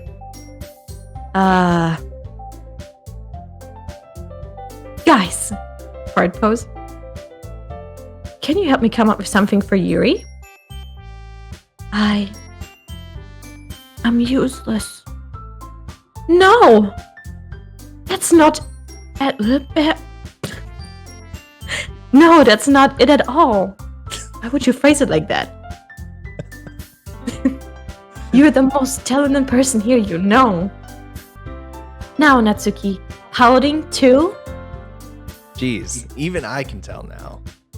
I guess I never gave Sayori enough credit, but I can tell things are even harder on you when she's not around. That may be the case. But I can also be the leader on my own, and I won't grow as a person. So, Yuri, you have beautiful handwriting, you know? So you should make some banners and decorations to help set the atmosphere. Atmosphere? About that. I love atmosphere! Yuri's expression suddenly changes. She stares at her desk in focus and starts nodding to herself. Your mind is already racing, I see. That's great. She likes to breathe. I just love this Shinzo Sasageyomo post that she always does. Oh, you'll be a wonderful help, Yuri. But she's starting to be climate scientist. But anyway, that just leaves you, Sig. The one who is truly useless. Don't say that. In fact, both Natsuki and Yuri have some pretty heavy tasks to handle. It would probably go a long way to give one of them a hand. You could always help me out as well. Please. I would be really appreciated. What? I didn't finish that sentence. Is Monica suggesting I spend the weekend with one of my club members? How on earth are they going to respond to a suggestion like that? I suppose I wouldn't mind a bit of help. Well, even if you don't know how to bake, there's always some dirty work I could give to you. It's not like Monica's going to give me a choice, and you shouldn't be sitting on your butt anyway. Natsuki tries to mumble a bunch of excuses like that. If I recall, Natsuki, you mentioned that you would like to handle the baking on your own. Sig may not like to be around if you only make him to be a nuisance. Natsuki hands you a brush and has you clean toilets. I can see that happening. She's mean. So therefore, he may be more suited to assisting with the decorations. Hold on! I never said that. How hard could it be to make a few decorations anyway? Sounds more like you're just making excuses for Sig too. What are you saying? It will be extremely... Why is she using these words? It will be extremely meticulous work? Meticulous. Meticulous. Oh, here. And baking isn't... Just do what you think. Guys. Let's settle down for a moment. In the end, I think it's up to Sig to decide how he'd like to contribute. Oh, God. Besides, he hasn't really gotten a chance to spend any time with me yet, you know? Monica. So I'm sure he's interested in making a harem with me being the lead lady. Oops. You literally just said! I'm surprised as well. Fart balls. Sorry. I was just saying though. Jeez. Can we just settle this already? Yeah. Sig, you're okay with this, right? In the end, it's up to you. Oh, I have to choose. Yes, I have to choose one of the ladies. Of course. You can choose in my boob size if you'd like. Very well. In that case... Everyone looks straight at me. Who would you choose? I gotta go with Sayori. Well, okay, fine. Go for your lolly. I mean, if it's gonna be anyone, then I prefer helping Sayori. I mean, we're already neighbors, and... But Monica said that Sayori was helping her. Jeez. Do you really hate us that much? Oh god, now this is not good. Sig, what have you done? Clearly mistakes were made. Sorry, I didn't mean... for this to be difficult. Just stick up the clip, okay? You gotta help Monica out at least once.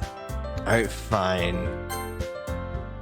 Well, I guess I should probably be helping Monica. Yay, you picked me. Hold on 1 second. Yeah. Monica, you're the one who needs the least help out of all of us. But I agree with Natsuki. Not only is your work already more suitable for one person, but you already have Sayori as well. But Sig was the one who... That doesn't matter. You were the one who scared him into picking you into the first place. Yeah, I pissed everybody off. God. You're the club president, Monica. You're supposed to make responsible decisions for the club. Monica, you shouldn't let any ulterior motives interfere with this decision. Ulterior motives? What are you saying, Yuri? In fact, it sounds like you guys are the ones with ulterior motives. Excuse me? Otherwise, this wouldn't have been made into such a big deal in the first place. That's completely false, Monica. Yeah. We have a lot of work to do, you know. We won't do as good of a job if you make us work alone. Maybe that's true. Think of the club, Monica. Yuri's alternative motive is to recruit Sig for her essential oils. MLM. Okay, get out of here. If we want our event to succeed, then we need to appropriately distribute our resources.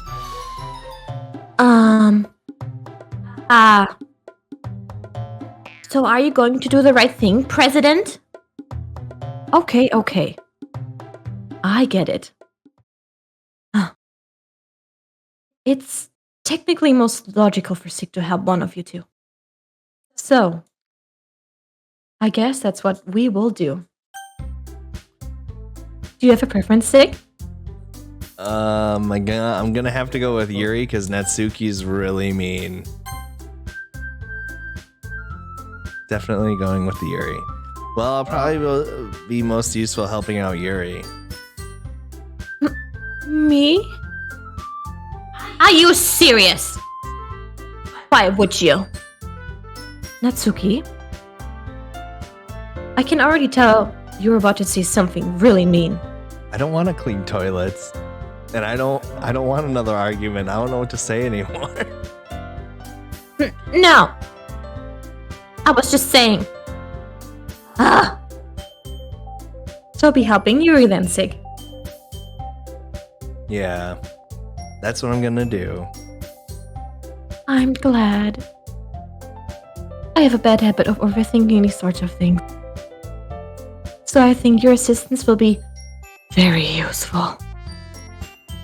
That's great to hear. Natsuki will be able to handle the baking yourself? I mean, yeah. I already said I would be fine. Okay.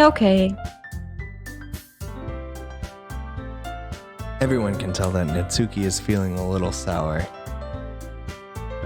So is that everything we need to go over? Disappointing enemy girls mood. Yeah, that should be about it. Are you guys excited? Well, excited may not be the right word. But I suppose I'm looking forward to it a little bit. Do you feel the same way, Sig? Me? Well, I guess you could say I'm interested to see how it'll turn out.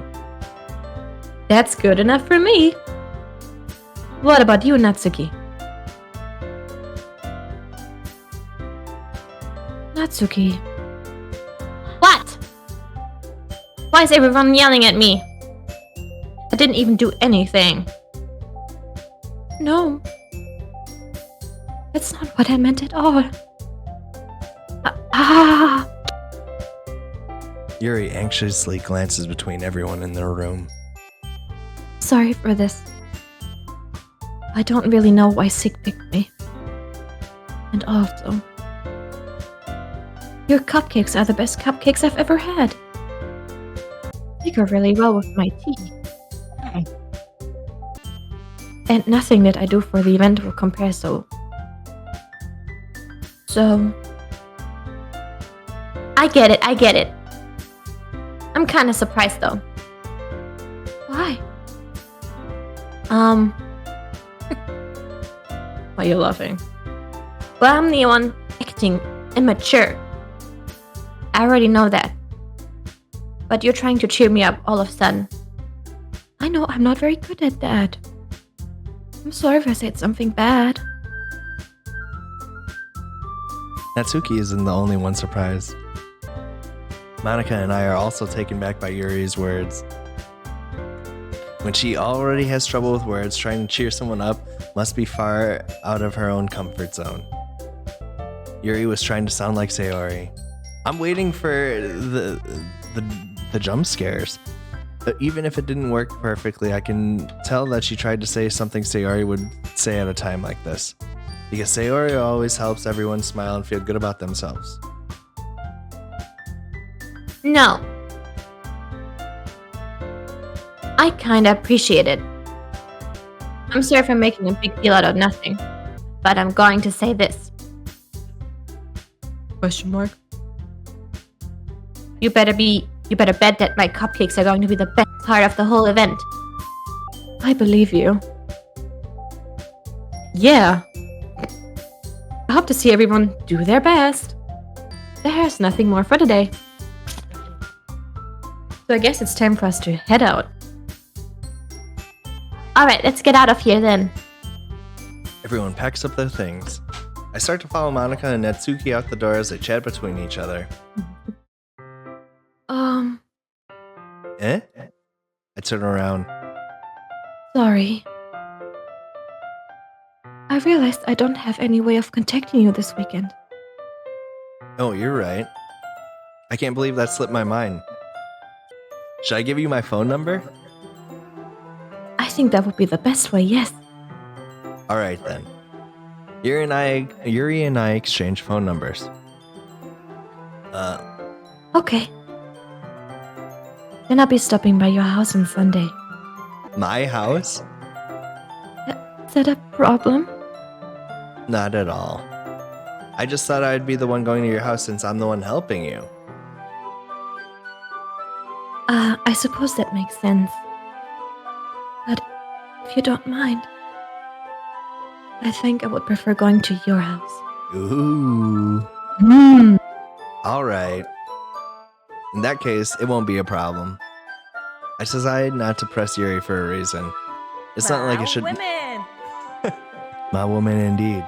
It's not like it should matter much either way, so I just need to make sure my room is clean. I hope I managed to make myself useful in some way. I'm not nearly as creative as you are. Don't underestimate yourself, Sig. I think you will make a very productive team. Even if you only choose me because you felt bad or something. God, you're such a pick-me. Wait. You don't actually think that, do you? I don't know. It's difficult to come up with any other reason you may have chosen me. You're forgetting the one reason with the most common sense. I chose to help you because that's what I want to do.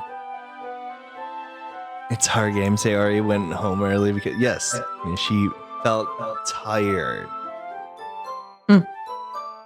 But Yuri thinks to herself with an extremely tense expression. Yuri, you're overthinking this. You wanted me to point out when you're overthinking, right? I didn't realize.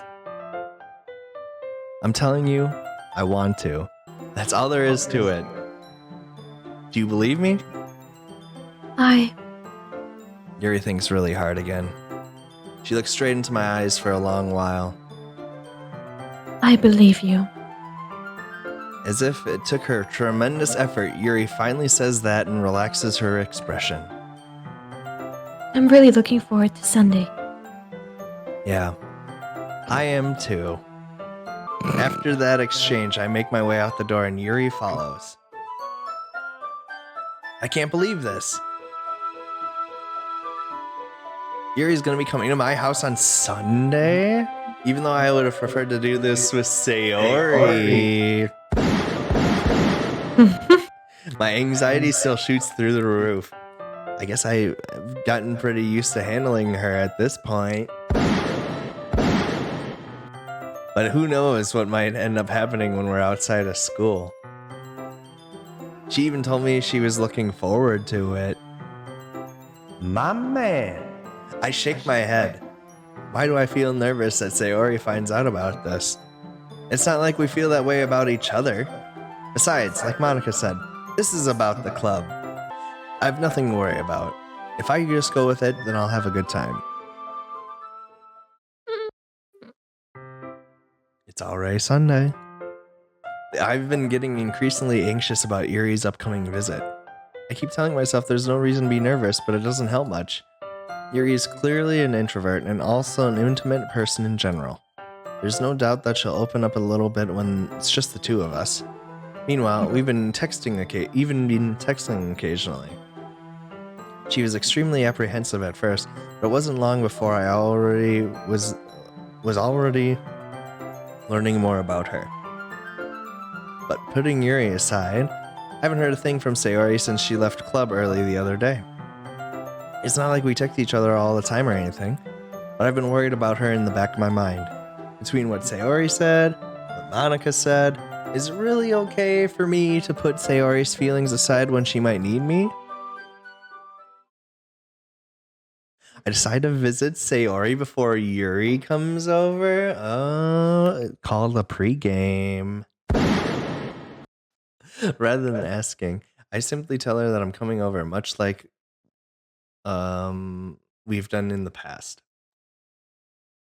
Once I reach Sayori's house, I knock on the door before entering it myself. Again, we used to play so often that we've made it a habit of simply entering each other's houses like we were family. The house is quiet. Sayori isn't anywhere on the first floor, so I assume she's up in her room. It's already strange of her not to run down and greet me. I head up to her bedroom where I finally find her. Sayori. Hi, Sig. Failure. What was it of? I'm gonna do a German one. Failure. I sit down in her room. Sayori forces a smile, but it's easy to tell she's different. There's a minute of silence between us. You haven't come over like this in such a long time, have you? I guess you're right. It has been a long time. Not much has really changed, has it? Sayori's room is as messy as it's always been. I also recognize the same stuffed animals and wall decorations that she's had for years now. If you came over more often, I wouldn't be such a mess. That's because I end up cleaning it for you. How come you suddenly want to come over today? Aren't you supposed to see Yuri today? Yeah, but... Wait, how'd you know that? Sayori had already left by the time we decided that last meeting. Monica told me. It's only natural for her to keep me informed about the festival preparations, right? That's true. But what about you? Aren't you going to be helping Monica today? Of course. But I'm just helping her online. We didn't plan to meet up or anything. So it's just me and Yuri then. Yep. There's more silence between us. Sayori stares in a random direction. Everything about her behavior is really uncharacteristic. I finally get to the point. I just wanted to see how you were doing. After you left on Friday. When something's wrong, you can't hide it from me. I know you too well. So, Sayori smiles, shaking her head. That's not good, Sig. Why can't I just be like this always? Why can't it just be like it's always been? Hang on, let me save. Uh-oh. Ooh. Putting over Monica. This is all my fault. If I didn't get so weak and accidentally express my feelings. If I didn't make that stupid mistake. Then you wouldn't have been worried about me at all. You wouldn't have come here. You wouldn't have been even thinking about me right now. But this is my punishment, isn't it? I'm getting punished for being so selfish. I think that's why the world decides to have you come over today. It just wants to torture me. Sayori. I grabbed Sayori by the shoulders. What on earth are you saying? Overwriting saves as horror? Oh god. Mistakes were made. Are you listening to yourself right now? I know something happened to you. There's no other explanation for you to be like this. So tell me already. Kiss her. Until I know I won't be able to stop thinking about it. Sayori gives me an empty smile. You really put me in a trap, Sig. But you're wrong. Nothing happened to me. I've always been like this. You're just seeing it for the first time. Seeing what? What are you talking about, Sayori? You're really just going to make me say it, aren't you, Sig? I guess I have no choice this time. The thing is, I've had really bad depression my whole life. Did you know that? Wait, you're gonna have to stop playing this game. It's too terrifying. Why do you think I'm late to school every day? Because most days I can't even find a reason to get out of bed. What reason is there to do anything when I fully know how worthless I am? Why go to school? Why eat? Why make friends? Why make other people put their energy and caring to waste by having them spend it on me?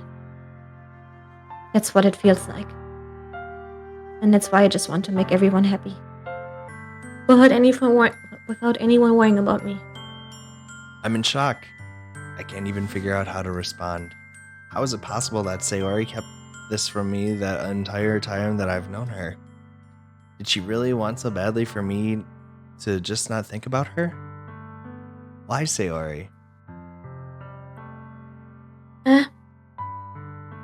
Why is it that you've never told me about this? It almost feels like I've been betrayed as your close friend. I would have tried a little bit harder to make every day a little better for you. That's why I'm your friend. The bird in the background's looking sus. Get out. All you had to do was tell me. You don't understand at all, Sig. Why do you think I didn't tell you? Because if I told you, then you would have to waste effort caring about me instead of doing important things. I don't want to be cared about. It's bittersweet when people try to care about me. It feels nice sometimes. But it also feels like a bat being swung against my head. Haha. That's why I wanted so It's why I wanted so badly for you to make friends with everyone else. Helping everyone be happy together is the best thing for me. But then I discovered something else too. Seeing you make friends and get closer with everyone in the club. It feels like a spear going through my heart. So that's why I decided the world just wants to torture me. Every path leads to nothing but hurt. This is sad. Haha. You're right that I don't understand. I don't understand your feelings at all, Sayori. But I don't need to understand. Whatever it takes for me to help you stop hurting. Oh man, that's what I'll do. No, Sig. There's nothing. Nothing at all. The only thing that could have helped is if everything could be like it always was. But I was selfish. I finally showed you what a horrible person I am. Sayori, why'd you do this to her? It wasn't me. I came over. Tears streaked down Sayori's face. I made you join in the Jojo Club because I was selfish. I didn't pick enough words from the poem for her? What? I literally was maxing that out. And I was punished by my heart, hurting in a way that I couldn't understand. And now you came here and I made you hurt too. I'm just weak and selfish. That's all I am. And that's why I'm going to accept these punishments. I did not do this. I didn't do anything. I didn't even get to read my own stuff. Because I deserve every last one. Without thinking, I once again grabbed Sayori's shoulders. This time, I pull her into a tight embrace. Ah! Sig! Sayori, I don't care if you feel selfish. I'm really happy that you convinced me to join the club. Seeing you every day makes it worthwhile enough. If I make friends with everyone else, then that's just a bonus. But please, never underestimate how much I care about you. I wouldn't have it any other way.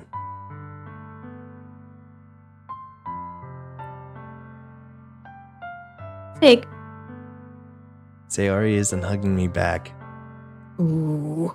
Despite my arms being wrapped around her, Sayori's arms remain at her sides. Oh, God. She starts sobbing next to my ear. No!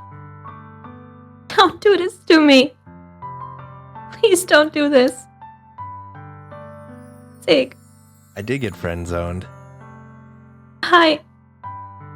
Sayori barely manages to speak between her sobs. I don't know if I'm doing the right thing, but all I want for her to know is that I care. If you have it in you to call yourself selfish, then you have to let me be selfish too. No matter what it takes, I'll figure out what needs to change. I'll make these feelings go away. And if there's anything that you need me to do, then you'd better tell me. I'll get mad if you don't. I don't know. I don't know. I don't know. Gently, Sayori finally puts her arms around me in return. I don't know anything. It's all really scary. I don't understand any of my feelings, Sig. The only time I'm not feeling nothing is when I'm feeling pain. But your hugs are so warm. And that's really scary too. Sayori lets me go. As she does so, I let her go as well. The festival is tomorrow. Yeah, It's gonna be fun, right? yeah.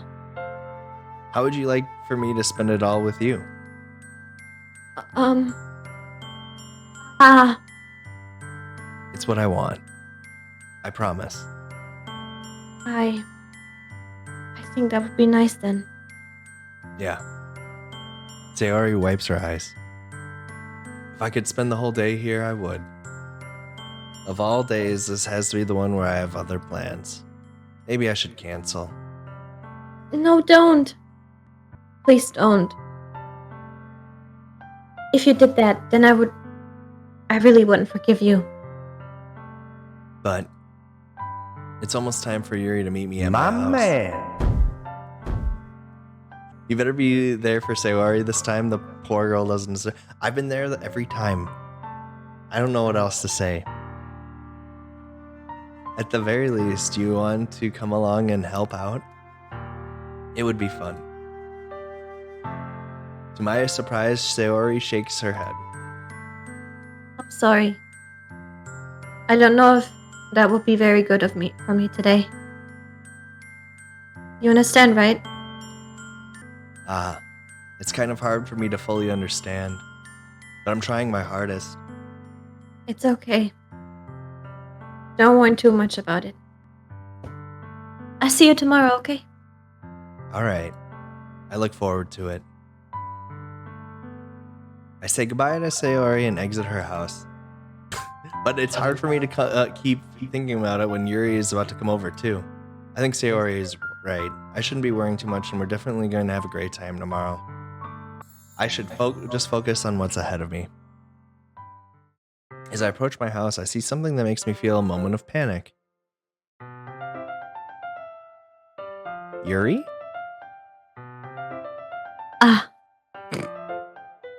Thank goodness. You're a You're a little early. Oh, I'm so sorry. I'm sorry I wasn't home yet. Were you waiting for a long time? Yeah, I was stalking you while you were talking to that girl. No, I just got here. But I started to get really nervous when nobody answered the door.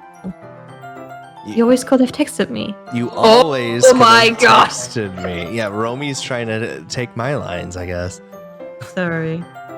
If I would have known, I would have reassured you and hurried more on my way home. I suppose that's true. I didn't think of that for some reason. It should be a common sense to do that, but I decided to ignore it. Anyways, let's go inside. I see you brought a lot of stuff with you. That's right. And did you manage to find everything I asked you to buy as well? Yeah, pretty much. At least, I hope I got everything right. I'm sure it will be fine. I take Yuri to my room. Ooh la la. The first thing she does is glance around curiously, which makes me feel anxious. It's so clean. I cleaned it before you came over, so... That's very considerate of you to do. No. I would be really embarrassed for my room to be a mess while you were here. Well, I do enjoy cleaning, okay? I would have gladly helped you clean. That would be even more embarrassing. Wait, don't look in there. I snatched Yuri's wrist, which was in the process of opening a desk drawer of mine. Oh god. I'm sorry. I wasn't thinking for some reason. I was just spacing out. It's fine, it's fine. I let go of Yuri's wrist. She puts both of her hands firmly in her lap, as if making sure she's keeping track of them. So, should we get started? Yes. I have a few things planned that you can help with. Decorations and other atmospheric enhancements. Atmospheric enhancements? Atmospheric enhancements? You know. Mood lighting. Aromatherapy candles. Oh wow. I didn't know you planned on taking it this far. Hey-o! Of course. I want to help take our guests to a faraway place. Although many will stop by just curiosity. And for cupcakes, I guess. I'm determined to provide an experience that will leave them wanting more. That's great. It's easy to forget you're a pretty intense person. Intense? I guess that's the best way to put it. Is that a thing? No, not at all. It's something that I like about you, actually. Is that so? That makes me feel relieved. kind of happy. Yeah, no need to be so anxious. You can relax a little. Relax. I brought some things for relaxation. I was going to use them during the poetry event. Oh yeah? Like what? Let's see. You're... She pulls out a few candles and a wooden cylinder-shaped object. I did some shopping on the way here, so I happen to have this in my bag.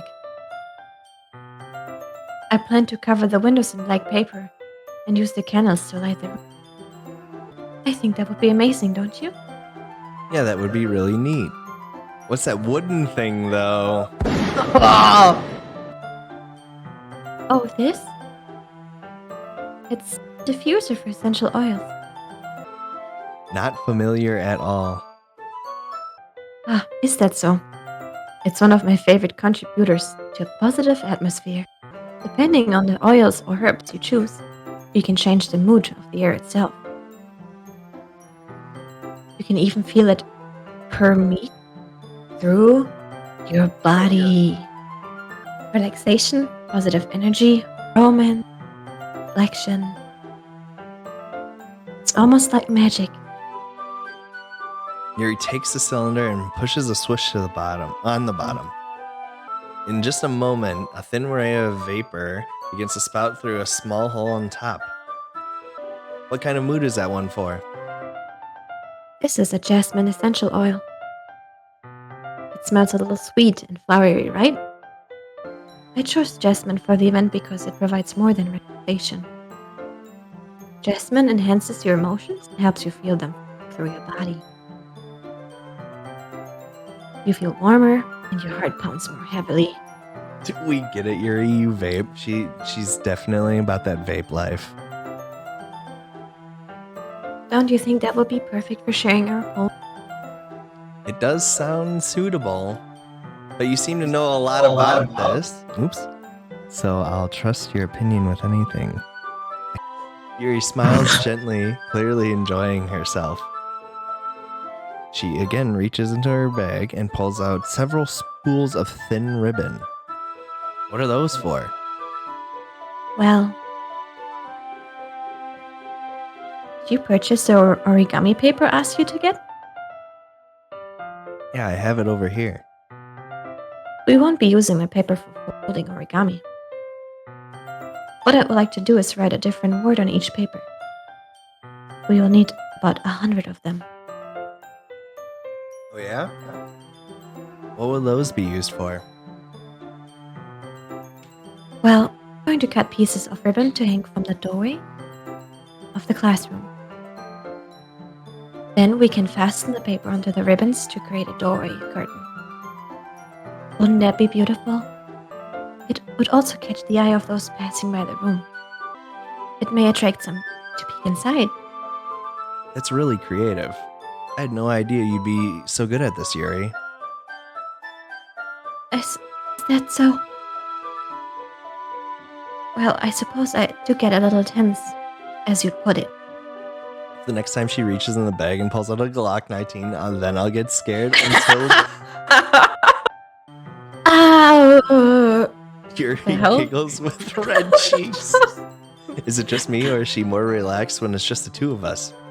Or maybe it's the excitement she feels from sharing something that she enjoys. Here's a marker, Sig. You can write any characters you want. I'll help you once I finish cutting the ribbons. Alright. Sitting on the floor together, the two of us get to work. I carefully draw a different character on each paper, doing my best to manage my bad handwriting. Yuri unravels a long strand of red ribbon to her desired length. Then she reaches into her bag once more and pulls out a pocket knife. Oh. She's getting weapons out now. The knife is strangely beautiful. The silver handle has an intricate pattern of waves etched into it. The blade itself is gently tinted blue. That's no ordinary pocket knife. It looks really fancy. Well, Embarrassed, Yuri looks away. What is it? you're going to think that's weird. Yuri, whatever it is, I have no reason to judge. To each their own, you know? It's like Romi and Sig flirting with each other, kinda. You promise you won't be weirded out. Yeah, I promise. Alright. The thing is, I'm kind of into knives. They're just so pretty. I can't help it. I don't know what it is. The combination of craftsmanship and feeling of danger, maybe. What am I saying? Please don't think I'm weird for this. You're laughing at me. No, I'm not laughing at you. It's just funny how nervous you got about sharing. Well, it's an interesting thing to be into, I guess. But I think it kind of suits you. Suits me? Yeah, it's kind of intense. Besides, it's a cool, really cool looking knife. I can't deny that. It is, isn't it? Yuri relaxes her expression once again. Would you like to hold it? Sure, I'll check it out. I take it and turn it around in my hands. It feels heavy and extremely solid. Where do you even get a knife like this? Curious of its sharpness, I feel the point of the knife with my index finger. Ow. Sig! Why did you do that? I didn't expect it to be that sharp. I barely touched it at all. It's my fault.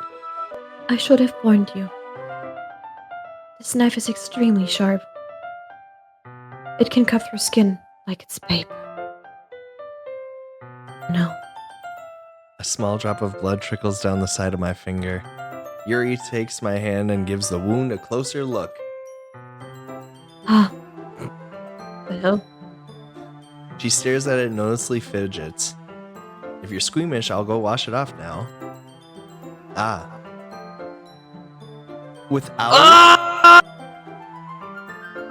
Without warning, Yuri puts my finger in her mouth and licks the wound. Just a fun, quickly thing to bring it to hang out at a friend's place. I feel her tongue curl around my finger.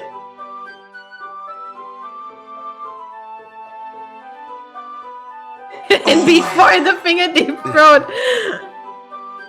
Startled, I instinctively pull my hand back. Oh.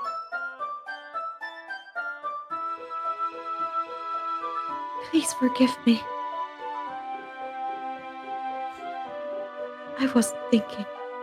I don't know if I'm old enough to hear this. Get out. I thought this was horror. My mind is blown right now. What is going on here? Yuri lowers her head, her face burning up. Yuri. It's the most embarrassing thing I've ever done. Let's hear whoop whoop for blood transmitted diseases. The horror was the cringe we made along the way. This is horror to some people. How could I do something like that? I'm so sorry. I'm sorry. Sure, it was a little weird and it took me by surprise. But I guess she was trying to help, right? Yuri, I think you're overreacting a little. She doesn't lift her head. What if she doesn't recover from this for the rest of the afternoon? Alright, you know what? This might be a stupid thing to do, but I do it anyway. I take Yuri's hand and lick her index finger in return.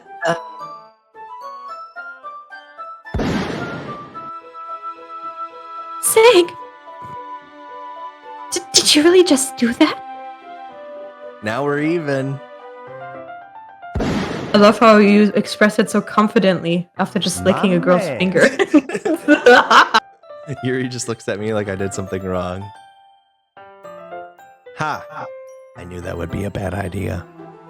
If not for the sweet aroma of the jasmine oil, the air would be extremely heavy right now.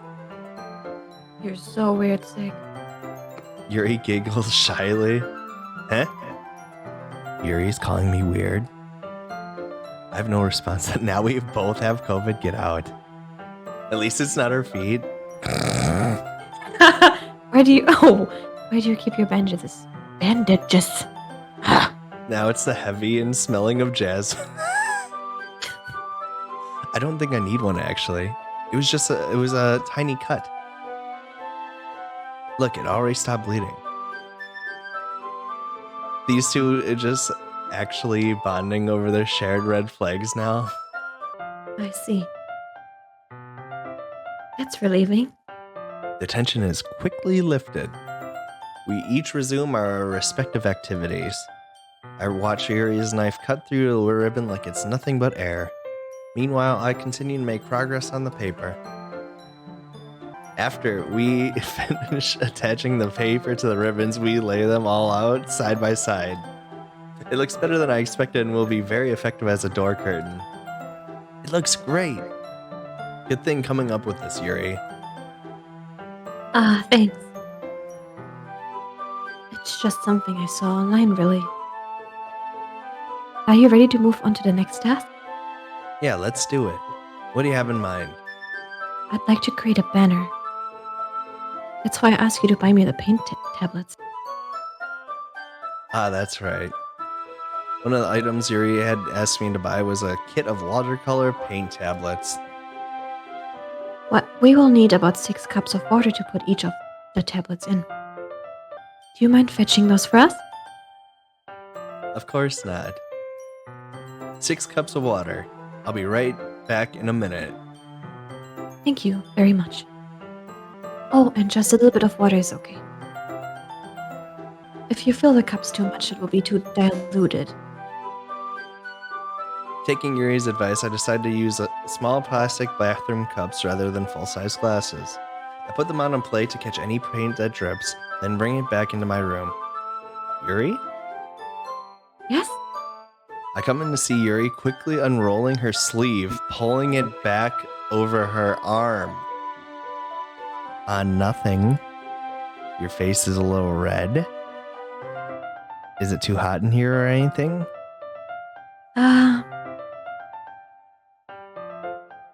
No, not at all. There's nothing wrong, so let's mix the paint. I just want to jump scare you and I both. Yuri hurriedly dismisses me and takes it upon herself to unwrap the tablets, dropping them into the cups. So, I thought we would do something simple that would look very nice. I'd like to paint a gradient across the banner. Starting with the colors for sunrise and daytime, and sunset and nighttime. Once it dries, it will write an inspirational quote across the banner. We can hang it on the wall behind the podium in the classroom. Ah, neat. What are you going to write? Well, it will be more fun to surprise you. Yuri smiles at me. If you say so. After rolling out the banner, Yuri and I kneel on opposite sides so we don't get in the way of each other. Yuri uses the brush and adds a few dots of different colors across the banner to serve as a color guide when we paint. This kind of reminds me of elementary school. Painting a banner with watercolors feels a lot like art class projects we had back then. It's relaxing. I'm sorry if this feels too childish. No, I didn't mean that at all. It's kind of fun, you know? Yeah. It is fun. I'm glad you feel that way too. Yuri stops painting for a moment, thinking to herself, Or me. I don't need to go out and do crazy things to have. In fact, I usually don't even want to. I just like when I can spend time with one other. Even if it's something simple like reading, it doesn't even matter if we don't talk much. Just having a friend next to me makes things feel a little bit. I think that's all it takes for me to be happy. She's being a little specific here. Is that so? Even if Yuri and I are quite different, I can understand where she's coming from. I feel that way about things like anime and games where simply sharing the experience with someone can make me happy. I think I feel the same way. Oh, we're bonding. Yuri smiles gently. I knew you would understand.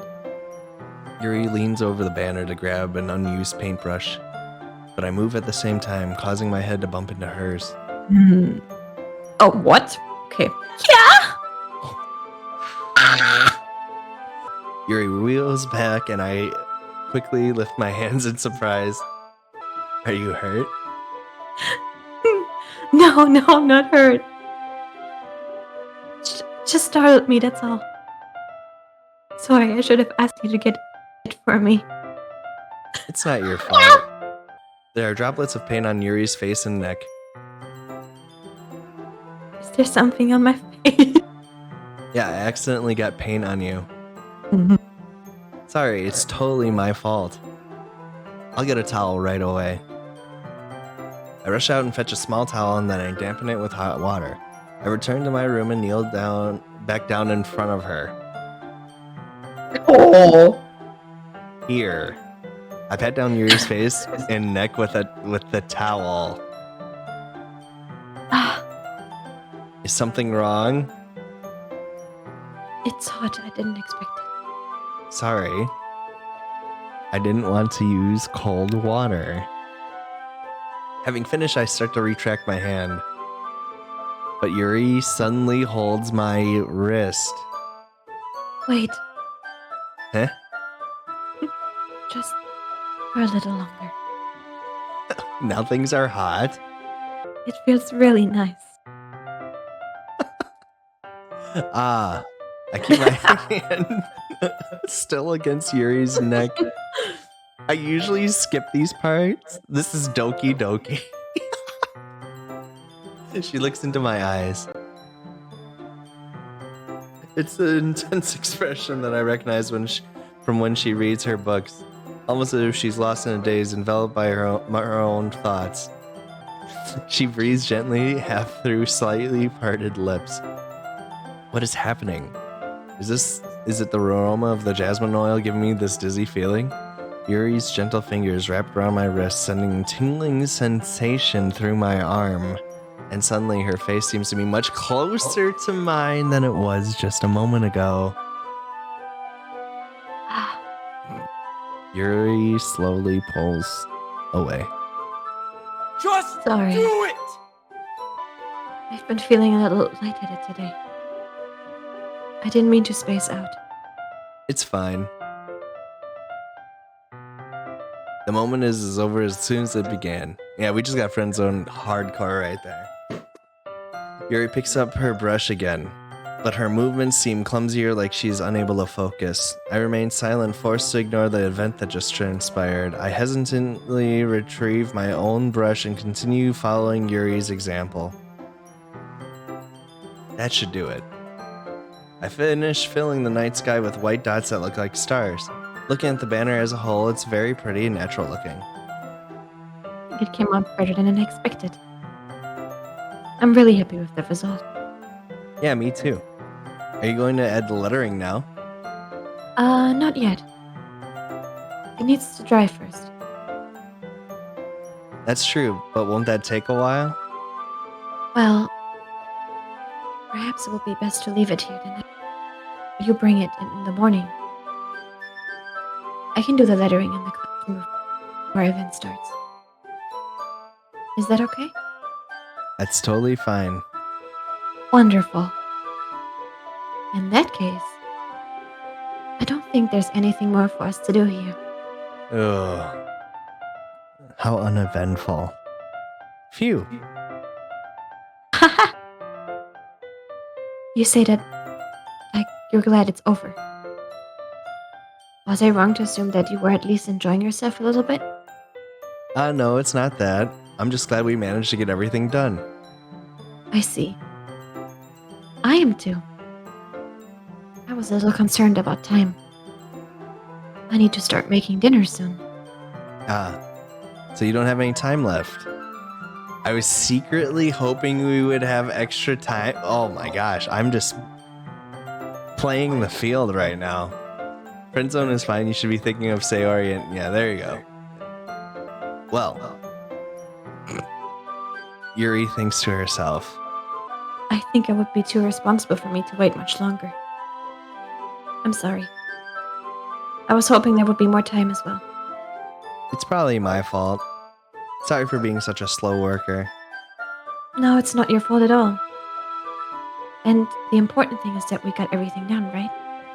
Yeah. So, I shouldn't be disappointed or anything. Gathering all her things, Yuri seems to look a little downcast. It sounded like she rarely gets the opportunity to spend time with friends in a relaxed environment. Natsuki. I just know her as mean girl. Short, pink-haired, angry, mean girl. But that doesn't mean that this is the last time it can happen. Heyo! Once Yuri packs up, I walk her out the front door. Thank you very much for having me today. No problem. I was glad I was able to help. Just let me know if there's anything you need me to bring tomorrow. I will. Well then, Yuri fidgets. I guess I'll see you tomorrow. Wait. I kind of say that without thinking. About today. It's fine that we didn't have as much time as we wanted. Because we can do this again. Whenever you want, you can come over or we can go out somewhere. I forgot you don't like going out much. As I stumble over my words, Yuri simply smiles bashfully. Anyway, you know what I'm trying to say, so... You're very thoughtful, Sid. Yuri takes a step closer to me, then briefly squeezes my hand. I kind of like that about you. Well, how am I supposed to respond to that? But I don't even get a chance to, as Yuri suddenly pulls back. Sayori? Oh, damn, bro. Eh? Ah, That's not Sayori's voice. what? Hi, Sig. It's not hers. Sayori? Just now we weren't... It's okay, Sig. I just stopped by to say hi. Well, it's nice to see you. I'm sorry, but I'm already on my way to leave. Oh, really? That's too bad. I'm sorry. I didn't do anything. But we all be together at the festival tomorrow, so. So that's fine, right? Of course. Sayori beams. Yeah, so. I see you tomorrow.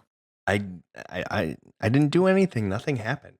She just came over. Sayori came over on her own, and Yuri's just trying to pull a quick one. Clearly embarrassed, Yuri hurries off. Sayori waves goodbye after her. Sayori, I thought you didn't want to come over today. Well. I tried staying in my room, but my imagination was being really mean to me. So I had to come here and see it for myself. See what? What are you talking about? You know, how much fun you were having with Yuri, and how close you get to her.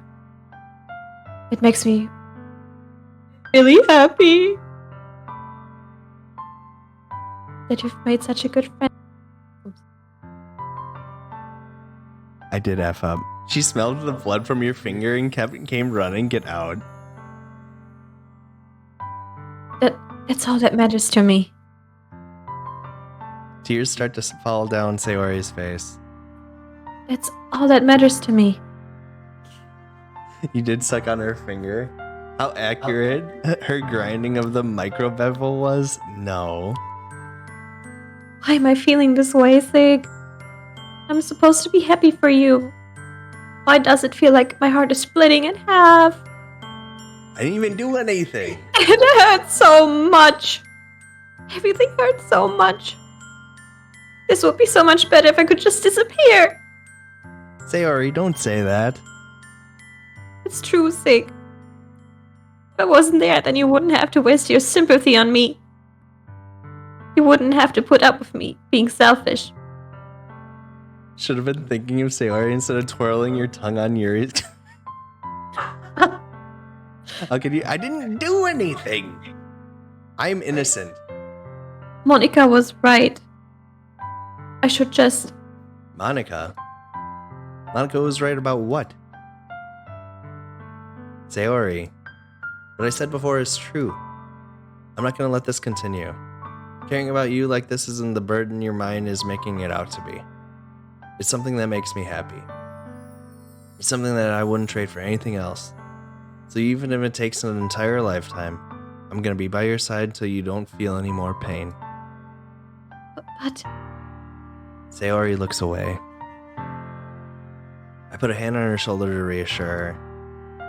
I'm scared, Sig. I'm really scared. What are you scared of, Sayori? I'm scared that I might like you more than you like me. Sayori? It's true, isn't it? I was weak and started to like you too much. I did this to myself. Sig. Whoa. I like you so much that I want to die. It's how I feel. And... That's enough, Sayori. I don't want you to hurt anymore. I was gonna say, I read those first 4 words and I was like, oops. I slide my hand down Sayori's arm and squeeze her hand in my own. You remember how I always said, I always know what's best for you? Do you still believe me? Wordlessly, Sayori nods.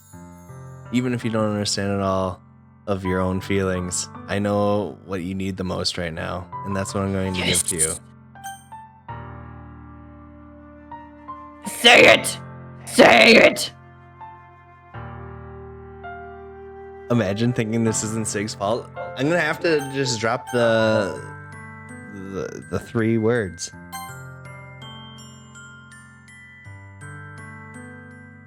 I love you. Huh? Those are my true feelings. There's no way you could like me more than I like you. Romi's gonna murder you. I should have realized it sooner. But spending time with everyone at the club, making new friends, and having fun with you every day, it helped me realize that you are the most important person to me. That's why I accept any of your burdens. As long as we continue like this every day, with you by my side, then I know we'll both be happy. Sig.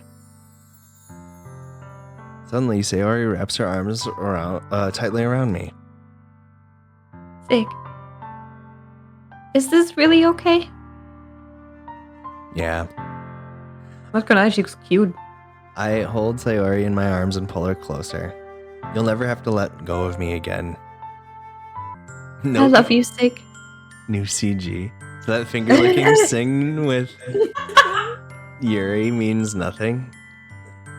We're just gonna pretend it never happened.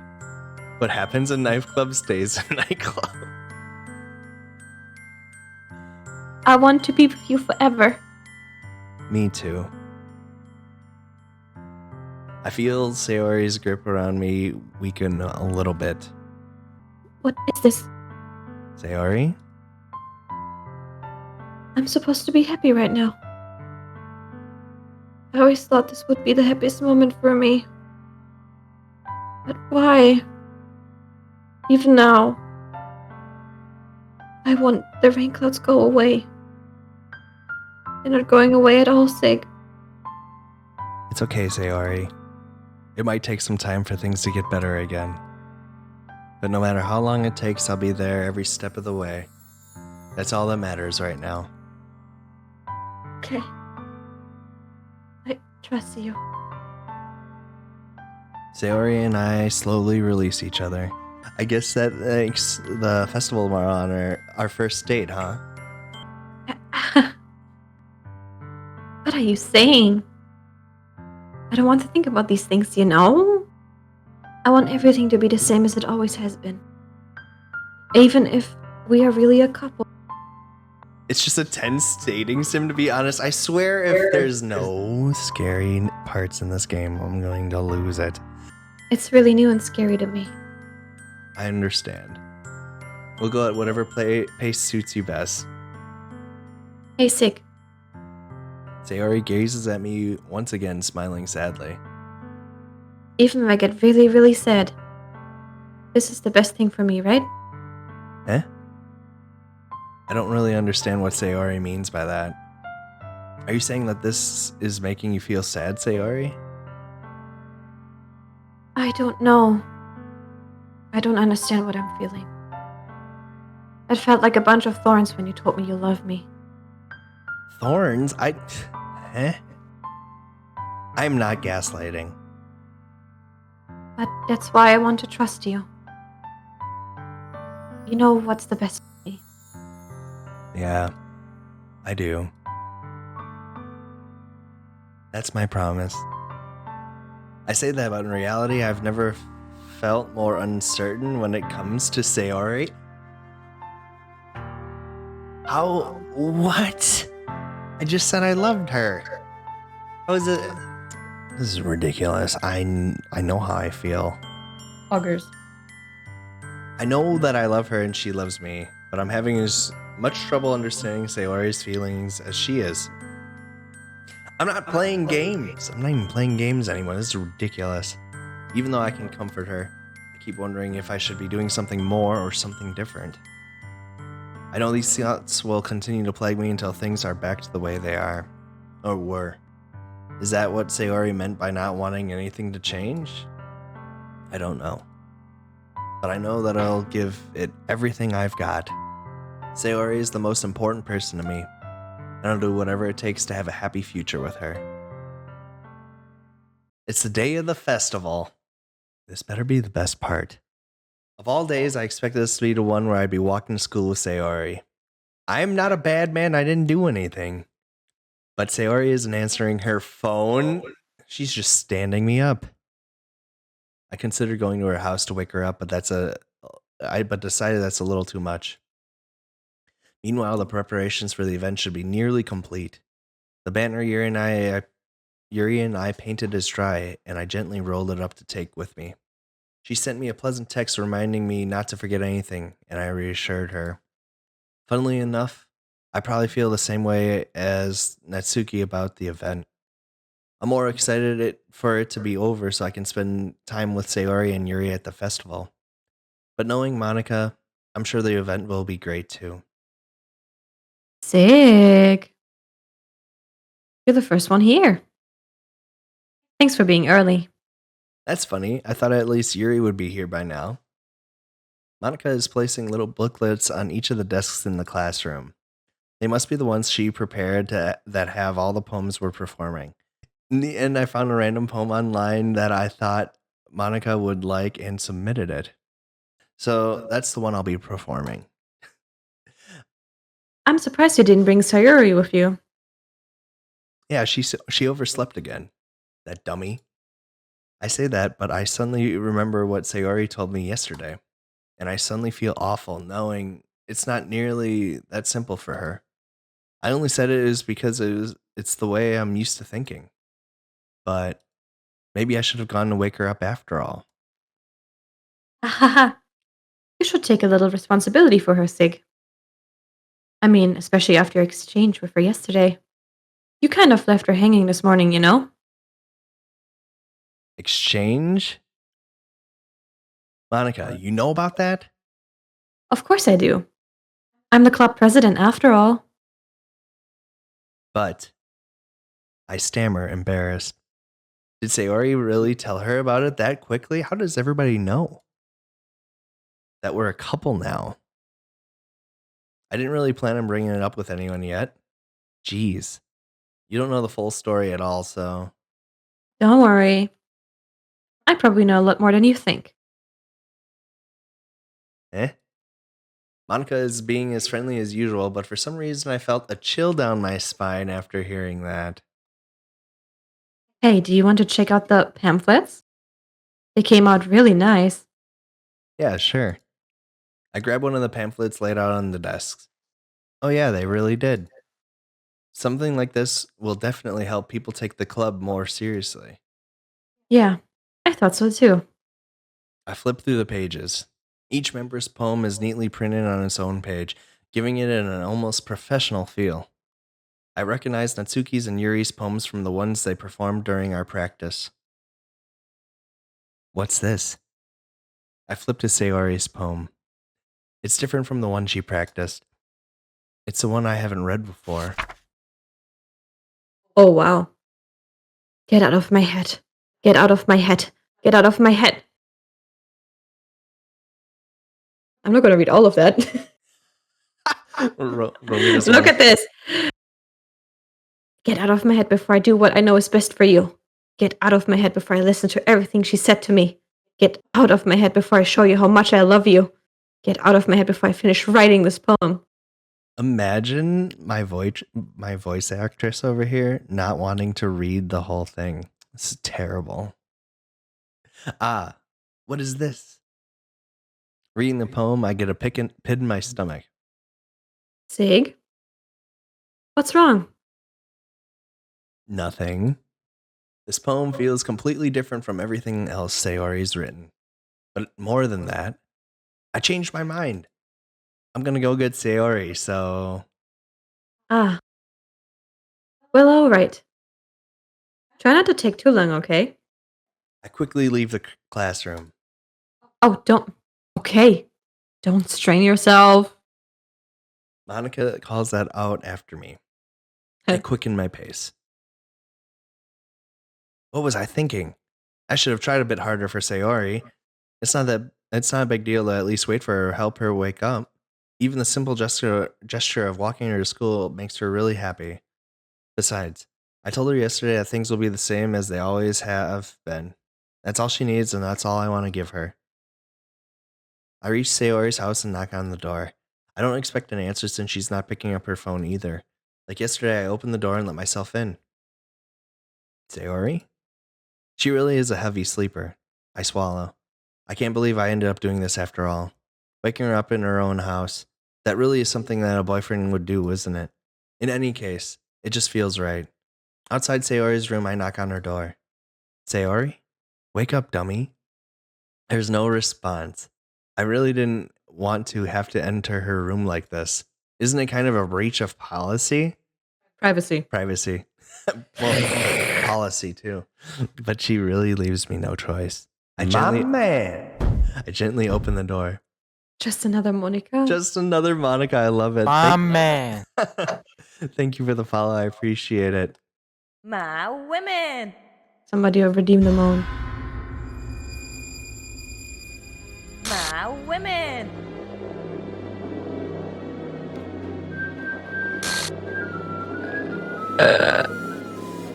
Um.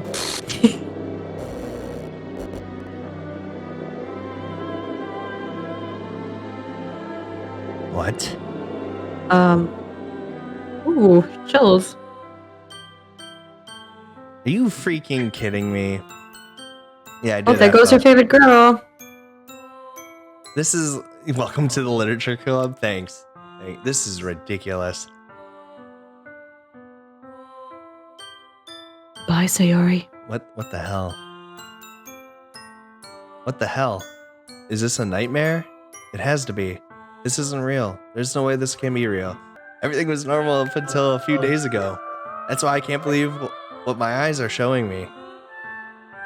I suppress the urge to vomit.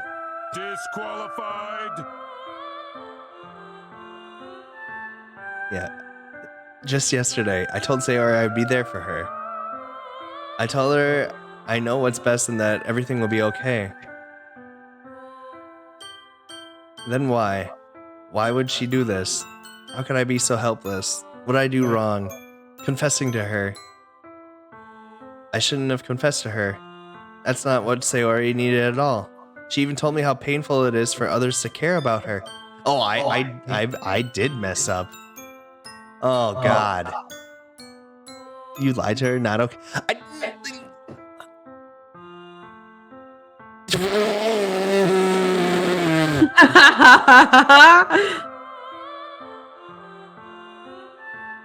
Did I save? No, I did not. Why was I so selfish? This is my fault. My swarming thoughts keep telling me everything I could have done to prevent this. If I had just spent more time with her. I chose to lie. I did mess up. Oh my god. Walked her to school and remained friends with her like it always has been. Then I could have prevented this. I know I could have prevented this. Screw the literature club. Screw the festival. I just lost my best friend. Someone I grew up with. She's gone forever now. Nothing I do can bring her back. This isn't some game where I can reset and try something different. Okay, I love that. I had only one chance and wasn't careful enough. And now I'll carry this guilt with me until I die. Nothing in my life is worth more than hers. But I still couldn't do what she needed from me. And now, I can never take it back. Yeah, Monica did tell me to save off. God, no. Never, never, never, never, never.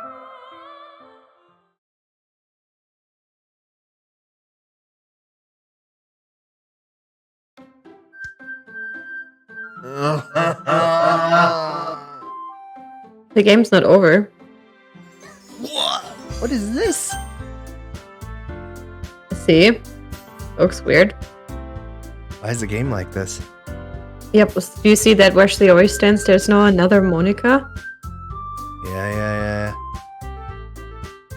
Press it!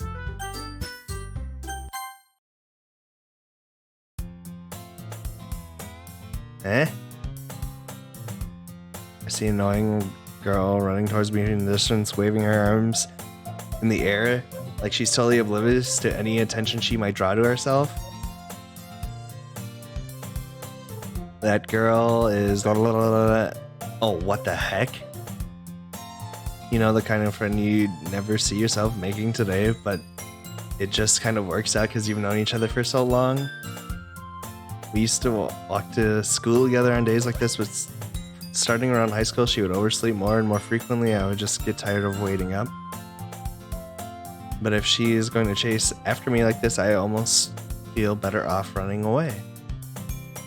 However, I just sigh and idle in front of the crosswalk and let catch up to me.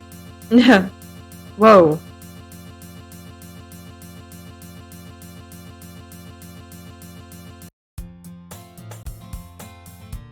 What the heck? It's an ordinary school day like any other. Mornings are usually the worst, being surrounded by couples and friend groups walking out to school together. Meanwhile, I've always walked to school alone. It looks corrupt. What the heck is happening? I always tell myself it's about time I meet some girls or something like that. Huh? But I have no motivation to join any clubs. I'm perfectly content just getting by on the average while spending my free time on games and anime. There's always anime club, but it's not like there would be any girls in it anyway. School day is as ordinary as ever, and it's over before I know it. After I pack up my things, I stare blankly at the wall, looking for an ounce of motivation. Clubs. There really isn't any that interest me. Besides, most of them would probably be too demanding for me to want to deal with. I used to have no choice but to start with the anime club. Sig? Oh, what the? Monica? Oh my goodness. I didn't expect you to see you here. It's been a while, right? Yeah, it has. Oh yeah. Monica smiles sweetly. We do know each other well. We rarely talk, but we're in the same class last year. Monica was probably the most popular girl in class, smart, beautiful, and athletic. Basically completely out of my league. So having her smile at me so genuinely feels a little... What'd you come in here for anyway? Oh, I've just been looking for some supplies to use for my club. Do you know if there's any construction paper in here? Or markers? I guess you could check the closet. You're in the debate club, right?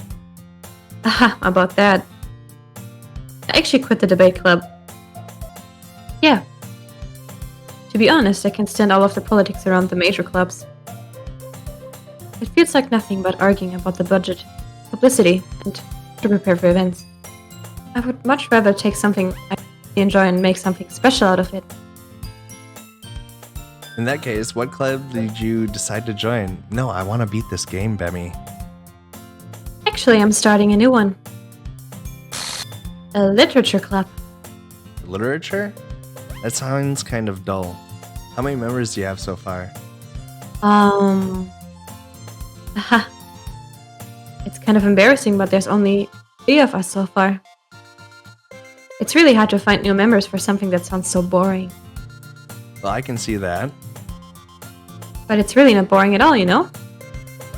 Literature can be in anything. Reading, writing, poetry. I mean, one of my members even keeps her manga collection in the club room. Wait, really? Yeah, it's funny, right? She always insists that manga is literature too. I mean, she's not wrong, I guess. And besides, a member's member, right? Did Monica say she? Hey, Sig. By any chance, are you still looking for a club to join? I mean, I guess so, but... In that case, is there any chance you could do me a big favor? I won't ask you to join, but if you could, at very least visit my club, it would make me really happy. Please? Well, I guess I have no reason to refuse. Besides, how could I ever refuse someone like Monica? Sure, I guess I could check it out. Ah, awesome. You're really sweet, Sig, you know that? It's nothing, really. Shall we go then? I'll look for the materials another time. You're more important. Chill. And thus, today marks the day I sold my soul to Monica and her irresistible smile. I timidly follow Monica across the school and upstairs, a section of the school I rarely visit, being generally used for third-year classes and activities.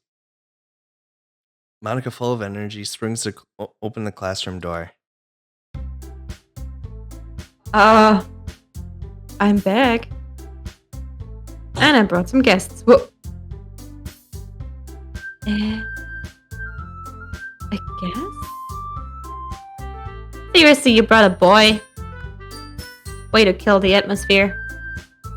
Don't be mean, Natsuki. But anyway, welcome to the club, Sig. All words escape me in this situation. This club is full of incredibly cute girls. So let me guess. You're Monica's boyfriend, right? What? No, I'm not. Natsuki. The girl with the sour attitude, whose name is apparently Natsuki, is one I don't recognize. Her small figure makes me think she's probably a first year. Anyway, this is Natsuki. Energetic as usual. And this is Yuri, the vice president. It's nice to meet you. Yuri, who appears comparatively more mature and timid, seems to have a hard time keeping up with someone like Natsuki. Man, you should take a look at the game time at the game flies? The game flies? You mean file? Oh, files. Oh my god, I can't even read. Oh my god, who's Sayori? Some girl. God dang it. Hang on.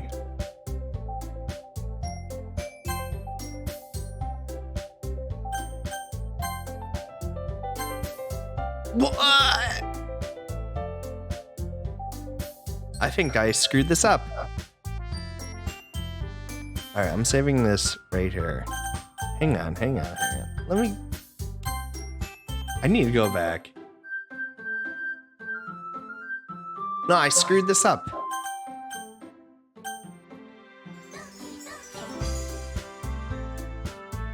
Go into load game and see what happens. Oh, come on. You got a corrupted game, bro. Ugh.